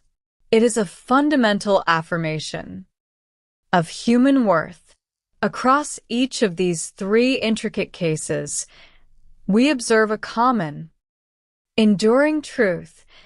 Violence flourishes in the dark spaces of deceit, foolish pride, misguided street codes, and reckless disregard for life, but it cannot withstand the steady, unyielding illumination of disciplined truth. In North Charleston, the initial appearance of a cold-blooded parking lot. Execution unraveled into a tragic narrative of a foolishly attempted robbery, where a young victim's own disastrous choice led to his fatal self-inflicted injury, and where the driver's cowardly decision to scrub blood and conceal evidence converted a moment of traumatic self-defense into a serious felony offense. Detective Sanders and Detective Reams demonstrated exemplary integrity, refusing to rubber stamp a murder charge when the physical facts in the vehicle proved the driver was not a killer, while still holding him legally accountable for destroying physical evidence. In Gwinnett County, the senseless, cowardly ambush of Aiden Reynolds and John Pendrick, two young men with their entire lives ahead of them, was systematically unraveled through the tireless work of Detective Pearson, bypassing deleted social media accounts, repairing physically damaged cellular hardware, cross-referencing high-definition surveillance feeds, and analyzing geographic tower logs. Pearson meticulously dismantled Laquan Dempsey's elaborate web of lies, bringing accountability to a community shattered by gang-influenced violence and offering a measure of comfort to two grieving mothers forever bound by their tragic loss. And on the west side of Tulsa, where a peaceful, poetry-writing man was brutally murdered and hidden beneath the ashes of a burned garage for 5 long months, Detective Mark Kennedy and Dr. Angela Berg refused to let Steve Wilkins remain forgotten. They thoroughly exposed the absolute bankruptcy of street justice, demonstrating that a lethal assault fueled by senseless neighborhood rumors was nothing more than an act of cowardice executed by ruthless individuals who brought ruin upon themselves. The work of homicide detectives is demanding, frequently exhausting, and filled with the dark realities of human frailty. Yet, their unwavering dedication ensures that the truth is revealed, that victims are treated with honor and respect, and that those who choose to harm others are brought before the bar of justice. Through their rigorous labor, order is restored to broken communities, reminding us all that good will inevitably triumph over evil and that human life possesses a sacred dignity that time, fire, and deception can never erase. This program documents actual homicide investigations. Criminal charges are often dropped or reduced, and all suspects shown are presumed innocent unless proven guilty in a court of law. The nocturnal quiet of North Charleston, South Carolina, was abruptly shattered by the urgent ringing of an emergency line. At the central dispatch console, the operator answered the incoming call. 911. What is the address of the emergency? 6 Rolling Fork Road, came the hurried reply, the caller's voice trembling with unmistakable fear. Okay, tell me exactly what happened, the operator instructed, maintaining a calm and steady cadence. Yes, somebody is outside banging on my windows and my doors, screaming for help, the caller explained, her breath catching as the shadows outside her apartment seemed to pull at her nerve. All right, an officer will get this back as soon as possible, the operator assured her. Across the city precinct, radio traffic instantly quickened. A patrol unit keyed its microphone to acknowledge the call. 342 dispatch, I am in the area now. I have a robbery call down. There is a lot of blood everywhere. Moments later, the first arriving officer reached the exterior hallway of the apartment complex on Rolling Fork Road. A trail of crimson was smeared across the concrete floor and walls, beneath a dark outdoor stairwell on the ground. Level lay a young man, collapsed in a pool of his own blood. Gunshot in his leg in the upper thigh, an officer radioed into dispatch, checking for vital signs. Pulses fading, still breathing. Despite the rapid response of emergency medical personnel, the young man succumbed to his injury before he could be stabilized. The scene was immediately turned over to the homicide division. 4 homicide detectives, their chance of solving a murder is cut in half if they do not get a solid lead within the first 48 hours. Detective Reams received the call in the middle of the night, rousing him from sleep. Hey, I was asleep when I got the call, Reams remarked as he pulled up to the complex, adjusting his detective badge and surveying the blue flashing lights that illuminated the dark brick buildings. Inside the perimeter, investigators met with the primary detectives to go over the initial observations. We have got the deceased victim that is up underneath the stairwell here on the first floor, a detective pointed out, gesturing toward the shadowy space under the steps. We do not have an identification on him right now. He does have some tattoos. It looked like gang-affiliated tattoos. We will have to fingerprint him. What we are seeing right now is 1 gunshot entry in on the left leg at the inner side of the thigh. He lost a lot of blood. Probably was a femoral artery that was hit. The crime scene technicians began marking the physical evidence left in the darkness. A continuous blood trail led from the staircase, backing behind a bank of large outdoor dumpsters and continuing along toward a metal guardrail near the parking lot. We have a 9mm magazine to a gun here, one technician noted, illuminating a steel firearm magazine resting on the damp asphalt.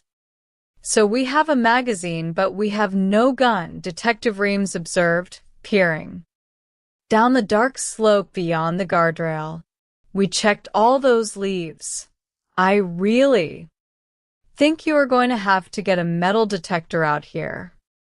Strangely, none of the residents in the surrounding units reported hearing gunfire. Nobody called in for gunshots, an investigator noted. Well, it could have been inside of a car, so why would anyone hear a gunshot? Reams reasoned, analyzing the geography of the parking area. Let us say he was in a car parked right there, and he is talking, gets shot, gets out of the car, and the person takes off. Nearby in the grass, right along the path of blood, technicians recovered a sleek black cell phone. It was a cell phone, a detective said, bagging the device carefully. It is. Possibly the victim's, due to where the blood is located. It is locked. Let us. Just do a search warrant on it. I will call Sam and he can come in and start running this phone and dumping its data. Potentially a lot of clues in the phone. Who was he talking to? Was he with somebody? Was he doing some type of transaction? We are just going to be trying to do old-fashioned police work and try to find out what happened. Detectives began canvassing the complex, knocking on doors to identify potential witnesses. Reams approached a couple living on the lower level near where the victim had frantically knocked. Do you recognize that gentleman? Reams asked, showing a secure photograph of the young man's face. I have never seen him before, the resident replied. Detectives spoke further with the couple who had placed the initial 911 call. Did you all hear any gunshots? Reams inquired. No gunshots, the husband explained. I work at Publix. I have got to be to work at 8 o'clock in the morning, so I was sleeping. My wife was like, "Baby, it looks like somebody is in front of our door," the woman added. So we got a dead one out there. Do you mind if we see your door camera footage? Is that all right? Reams asked softly. She has got it on her phone, the husband nodded. The woman opened her mobile application and displayed the video feed from her doorstep camera. On the small screen, the figure of the victim appeared at 116 in the morning, staggering toward the door, clutching his upper leg, desperately pounding on the paneling before collapsing backward down the steps. Is that him? Reams asked. He is going up to the door where he has been shot, but there is like nobody chasing him. You know, nothing. All right, that is extremely helpful. And your camera is accurate on time, correct? Yeah, bro, the resident confirmed. I just don't know, Reams pondered, stepping back into the night air, like with nobody hearing gunshots, no 911 calls for shots fired. It is just weird. Something is not adding up. Nobody has seen him before. Scanning the exterior walls of the complex, Reams spotted several small white camera domes mounted high on the brick pillars. There is a camera right here on this building, Reams pointed out to his partner. Yeah, there is one on the pole, and there is like one on this building over here. Are these cameras with Verkada? I think we have Verkada at that entrance. There was indeed a city-managed Verkada surveillance camera pointing directly at the sole access point of the apartment complex. We will go for Verkada when we get back to the office, Reams noted. That is the good thing in our favor, is that there is only one entrance. Is the coroner going to be able to identify him tonight? It is going to be tough until we can figure out who he is, his partner replied. All right, I am going to head to the office, Reams declared. Within hours, the coroner's office processed the victim's fingerprints through the state database, yielding a positive identification. The deceased young man was 21-year-old Aurelius Siren Nelson Jr., known affectionately to his family and close friends as C. A native of James Island, South Carolina, C. was a young father who left behind a beloved 1-year-old son. Back at police headquarters, The digital forensics unit worked tirelessly on the victim's recovered cell phone. For the phone, we want to try to get this dumped as quickly as possible since we have no solid leads, Reams stated during a morning briefing. This is going to be pretty much our main lead right now. Simultaneously, investigators pulled the city surveillance records governing the apartment complex entrance. I am watching our camera systems, an investigator explained, reviewing the digital timeline. That apartment complex only has one entrance and one exit. If the incident occurred inside of a car and that car has blood in it, then we can nail it down to being involved in the incident. I am seeing if a vehicle leaves out just prior to the 911 call, and then if I can track that vehicle to attempt to locate an address or suspect. At 1:11 in the morning, that is about 5 minutes before doorbell cameras were showing him on the front porch. I am looking back right about here. That is kind of where I am looking. See if I can see some headlights. There is not a ton of traffic coming out of there. Suddenly, a bright pair of headlights cut through the gloom on the monitor screen. There is a car coming out. An officer noted, "You got a car?" Yep. It goes back eastbound on Rivers Avenue. The investigator tracked. Calling us? Yeah, it comes rolling up Rivers pretty quick. Let us go to another angle.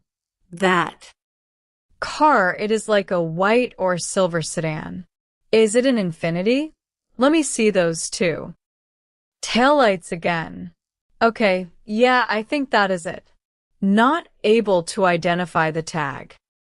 I cannot make out the digits. Where it goes after that, there is no telling. I am willing to bet he got on the interstate. Reams examined the frame closely, noting a small security plaque posted near the apartment pool area. There is a security company phone number, Reams said. Actually, you know what? Let me call them now. He dialed the phone number listed on the post. Hello? A voice answered. Hey, how are you doing? This is Detective Reams with the North Charleston Police. He introduced himself. I am calling you in reference to the cameras. Your number was on a post on Rolling Fork Road in North Charleston, South Carolina. Yeah, Wheat Hill Place. Yeah, the security manager replied. Yeah, so we actually had a murder this morning in the parking lot near the pool, where there is a whole bunch of cameras on the building, Reams explained. Oh, yeah, I know what you're talking about, the manager responded. What time can I meet you down there to get the video footage? Reams asked. Probably close to 8 o'clock, the manager offered. Where do you want me to meet you at? The system is actually located in the closet by the pool. Okay, I will meet you there at 8. Thank you, Reams said. That is awesome. That will be a huge piece of it right there if we can get clear video footage. At 8 o'clock in the morning, Reams met the manager at the complex, exporting hours of high-definition video. I made it from midnight to about 30 minutes after you guys got here, the manager explained, handing over a flash drive. I did not look through all these hours. It is always better to have more video than less, Reams smiled. All right. Perfect. As detectives began walking toward their vehicles to return to headquarters, a young woman approached them in tears, visibly distressed. I am Detective Reams, he said gently, approaching her. She identified herself as C's girlfriend, stating she had just learned of his death through news reports and frantic phone calls from his family. When is the last time you talked to him? Reams asked. Talked to him last night, she sobbed. We started staying over here. She explained that she and C had been residing at a Stay Express hotel roughly 1 mile down the road. Yeah, I got up. He was sleeping, she recalled. Basically, I was with my friends, chilling, listening to music. He came downstairs around 1 o'clock or something. Just got dressed. Did he get a call or something? What happened before he left? Reams inquired. I am not sure. She shook her head. All I know is that he woke up. He came downstairs. He didn't even speak to me when he came downstairs. He just walked that way. He walked? Reams verified. Yeah, she affirmed. And maybe somebody was following him? Reams asked. Nobody followed him at once, she replied softly. Thank you, Reams said, offering his condolences before heading back to headquarters to review the pool footage. The team gathered around the monitor as the high-definition files loaded. It is good lighting, Reams noted. I think that is an Infiniti. The car is not going fast. But I have got a problem. The cameras at the apartment did not capture the actual shooting itself. It was right out of view. Someone has got to have that license tag. Come on. No tag off of this camera. But I am very confident that the white Infiniti is going to be the vehicle involved in the shooting. Then, after working for 12 hours straight, just when the team felt the investigation was slowing down, a dramatic turn occurred. Patrol officers out on routine sweep pulled over a Toyota RAV4 after observing suspicious activity. So patrol was out riding around, and they saw a Toyota RAV4. An investigator briefed the team. And there was somebody with a jacket, covering their head, slumped down going down the road. There were 2 other subjects in the car. The patrol sergeant went to turn around on that vehicle. Well, as he went to go stop it, it pulled over. 2 subjects got out of the vehicle and took off, running on foot. The vehicle has got blood all over it. The passenger, who had been slouched under the jacket, claimed to officers that he had been assaulted and kidnapped by the 2 men who fled. He stated that those 2 individuals accused him of setting up C to be killed earlier that morning. They had 2 suspects in custody, the investigator continued. Both of them claimed not to know anything. I need somebody to go talk to the victim down at the hospital. Okay, Detective Holly agreed. Go talk to the victim down at the hospital. See what I can get. Hopefully, he will have more information to provide us. At the hospital, the assault victim provided a stunning narrative. He revealed that on the night of the shooting, C had come to his apartment near Rolling Fork Road and explicitly stated he was planning to rob someone to get some quick cash. C then left on foot into the darkness. The victim explained that earlier that morning, 2 of C's angry friends came to his apartment, blamed him for C's death, forced him to call the man C intended to rob, and then dragged him into the Toyota RAV4 at gunpoint when the dealer hung up on them. So C said he was about to go get a lick? Detective Holly verified with the hospital witness. Yeah, the man confirmed, nodding weakly. He then provided detectives with the street moniker and identity of a known local drug supplier operating in the area. You know what he is on? Holly asked. Anything else that I should know? All right, thank you. Holly returned to the station to debrief the team. So that dude that she is talking to is saying he was talking with C. Holly reported. I guess he was talking about setting up a lick. He asked for our suspect. He had to jump on the victim, so it very well could be C's offense. Or they got into a fight, and he shot himself. Detective Holly immediately ran the named individual through state vehicle databases. The search returned a match, a white 2010 Infiniti G. 37 registered to the individual. It has a 2010 Infiniti G37, Holly declared, pointing at the screen. It is a white Infiniti. I think it is going to be this car in the video. I am just trying to find out where him and the car could be at. There is a bunch of addresses here that he has used in the past. We can go by all these addresses to see if the car might be there. Detectives dispatched multiple units to sweep the potential residential locations across North Charleston. Check the apartment right there, Reams radioed as they cruised through an older neighborhood. Check that white car. Is that him? I don't think that is him.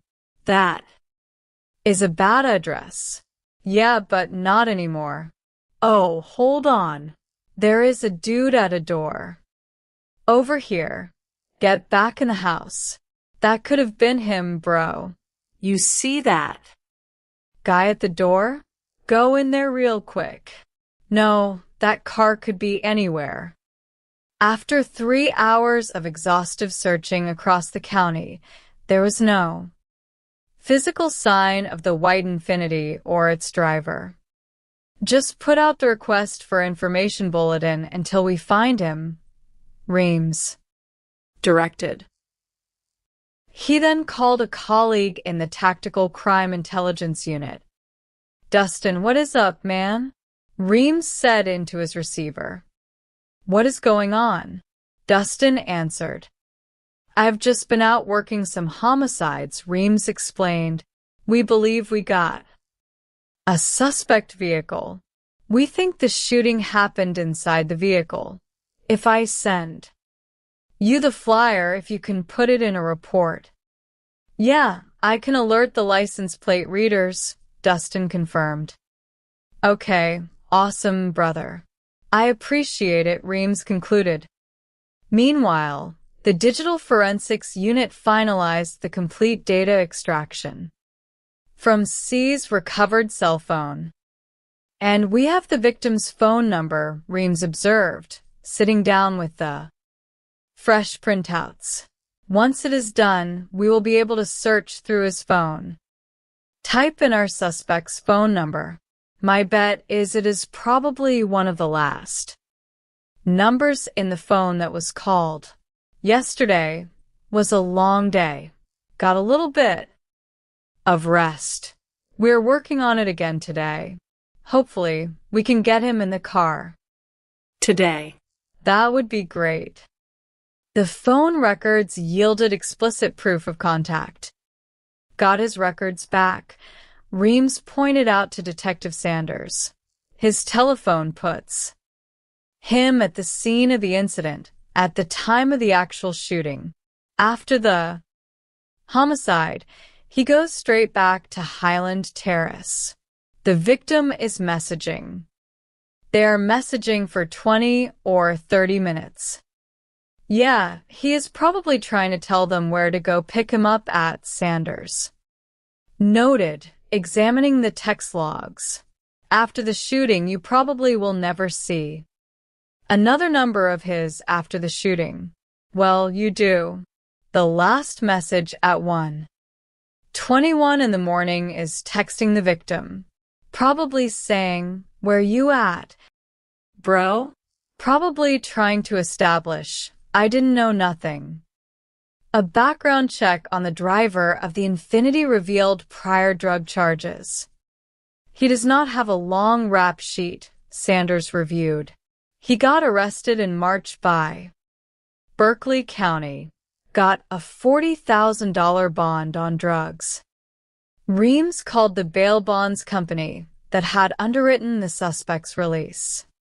"See if we can pinpoint where he is laying his head at night," Reams said. The bonding agency provided the full name and home address of the suspect's primary girlfriend. "Thank you." "All right. Thank you," Reams said, handing the address to Sanders. Detective Sanders, a sharp investigator who had been promoted to lead detective the previous year, took the lead on coordinating the contact. "I was next up in line, so I got the case when I came in," Sanders explained. "This is one of my first murder cases as lead detective since I came up last year. The other guys brought me up to speed on the case. We got good info on the potential suspect's girlfriend. I want to see if I can get her to come up to City Hall or to see if she can give us a little bit more insight into where he works, where he lives right now." Sanders and his partner drove directly to the girlfriend's residence, spotting her near her vehicle outside. "How are you doing?" "I am Detective Sanders," he introduced himself politely. "No trouble. Do you have a boyfriend or a friend or whatever that you talk to?" "What is your baby daddy's name?" She provided his name softly. "When was the last time you talked to him?" Sanders asked. "Every day," she replied. "Have you talked to him today?" Sanders continued. "I am going to be honest with you. You are the one I want to talk to. What is up?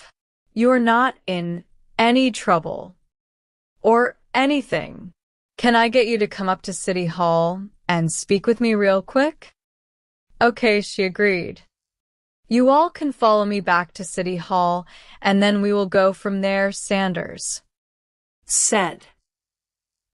Turning to Reams as they walked back to their unit, Sanders remarked, "She said she talked to him every day.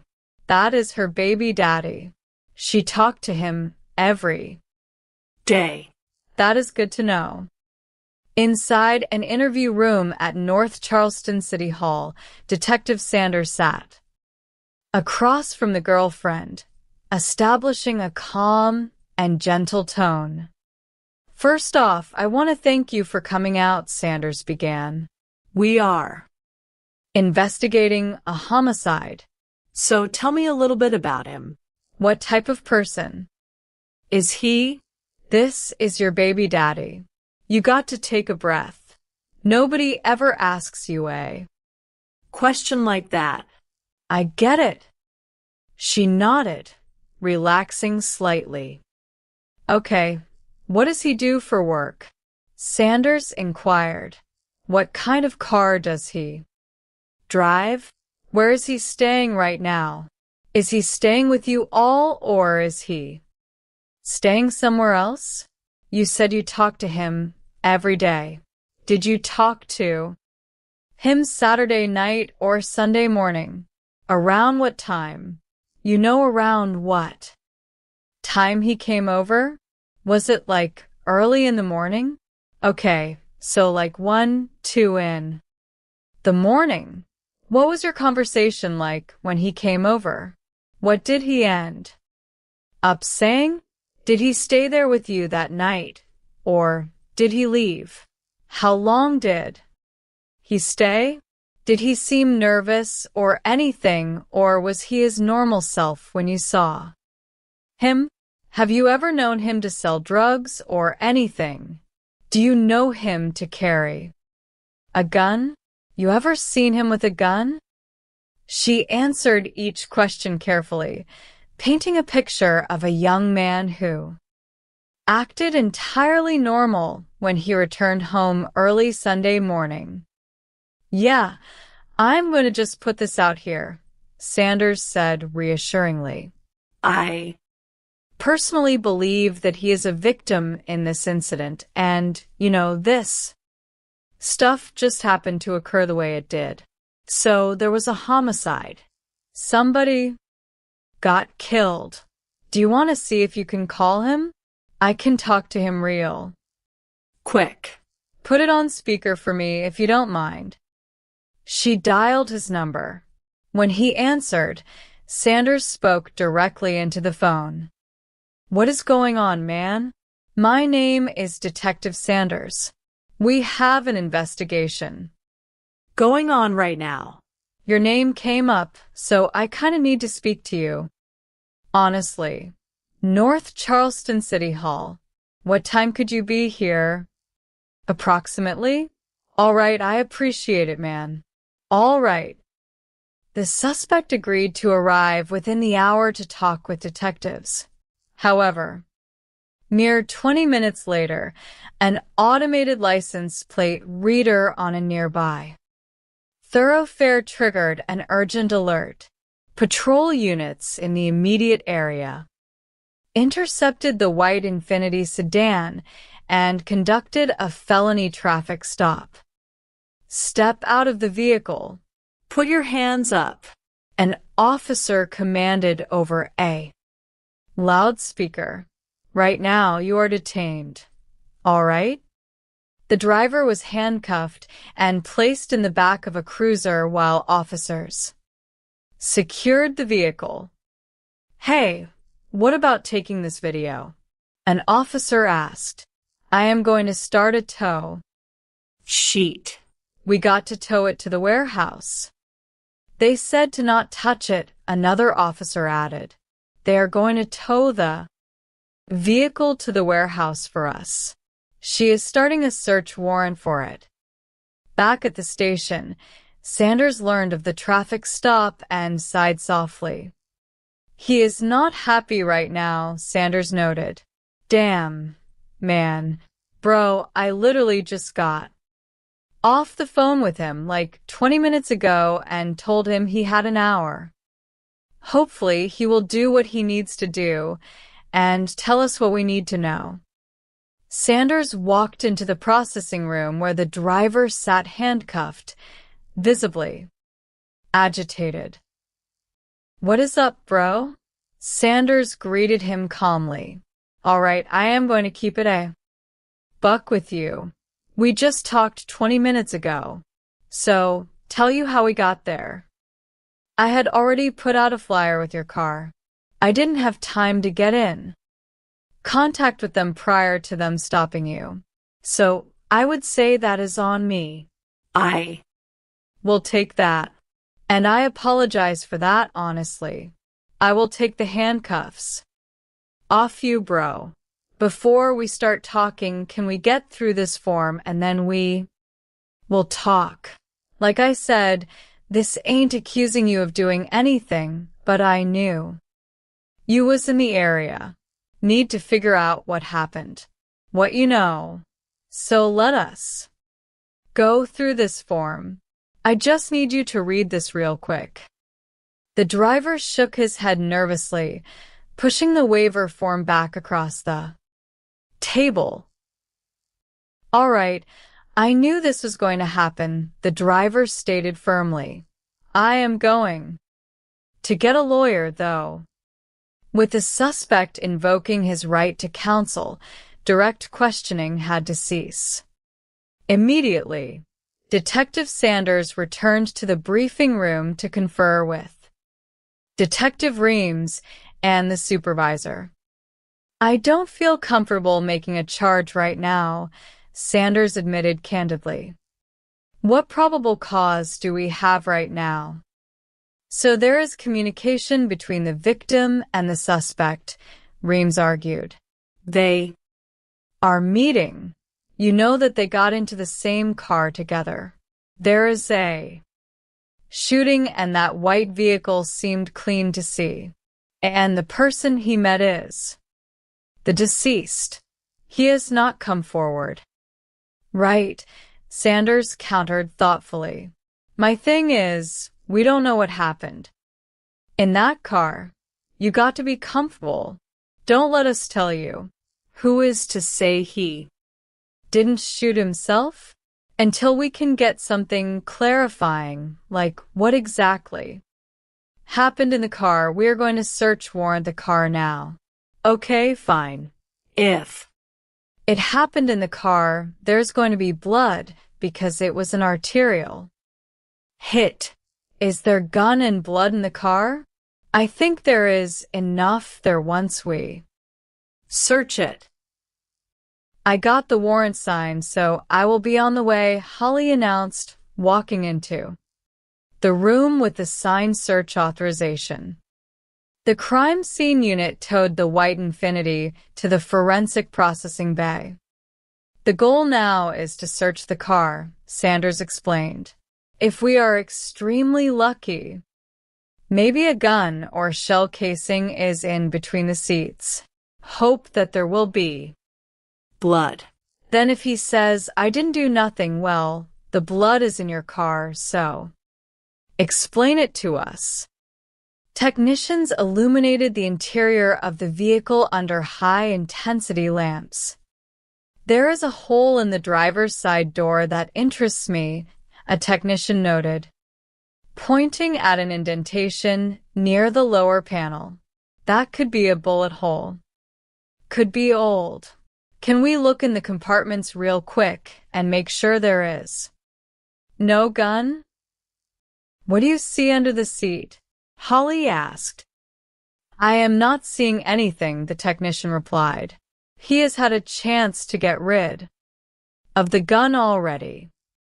We are about to do some Blue Star to see if we can illuminate any blood inside, Holly said, mixing the chemiluminescent solution. As the bay lights were turned off and the spray was applied, the floorboards instantly glowed a bright, electric blue. It smells like blood, the technician remarked. He clearly wiped up the blood in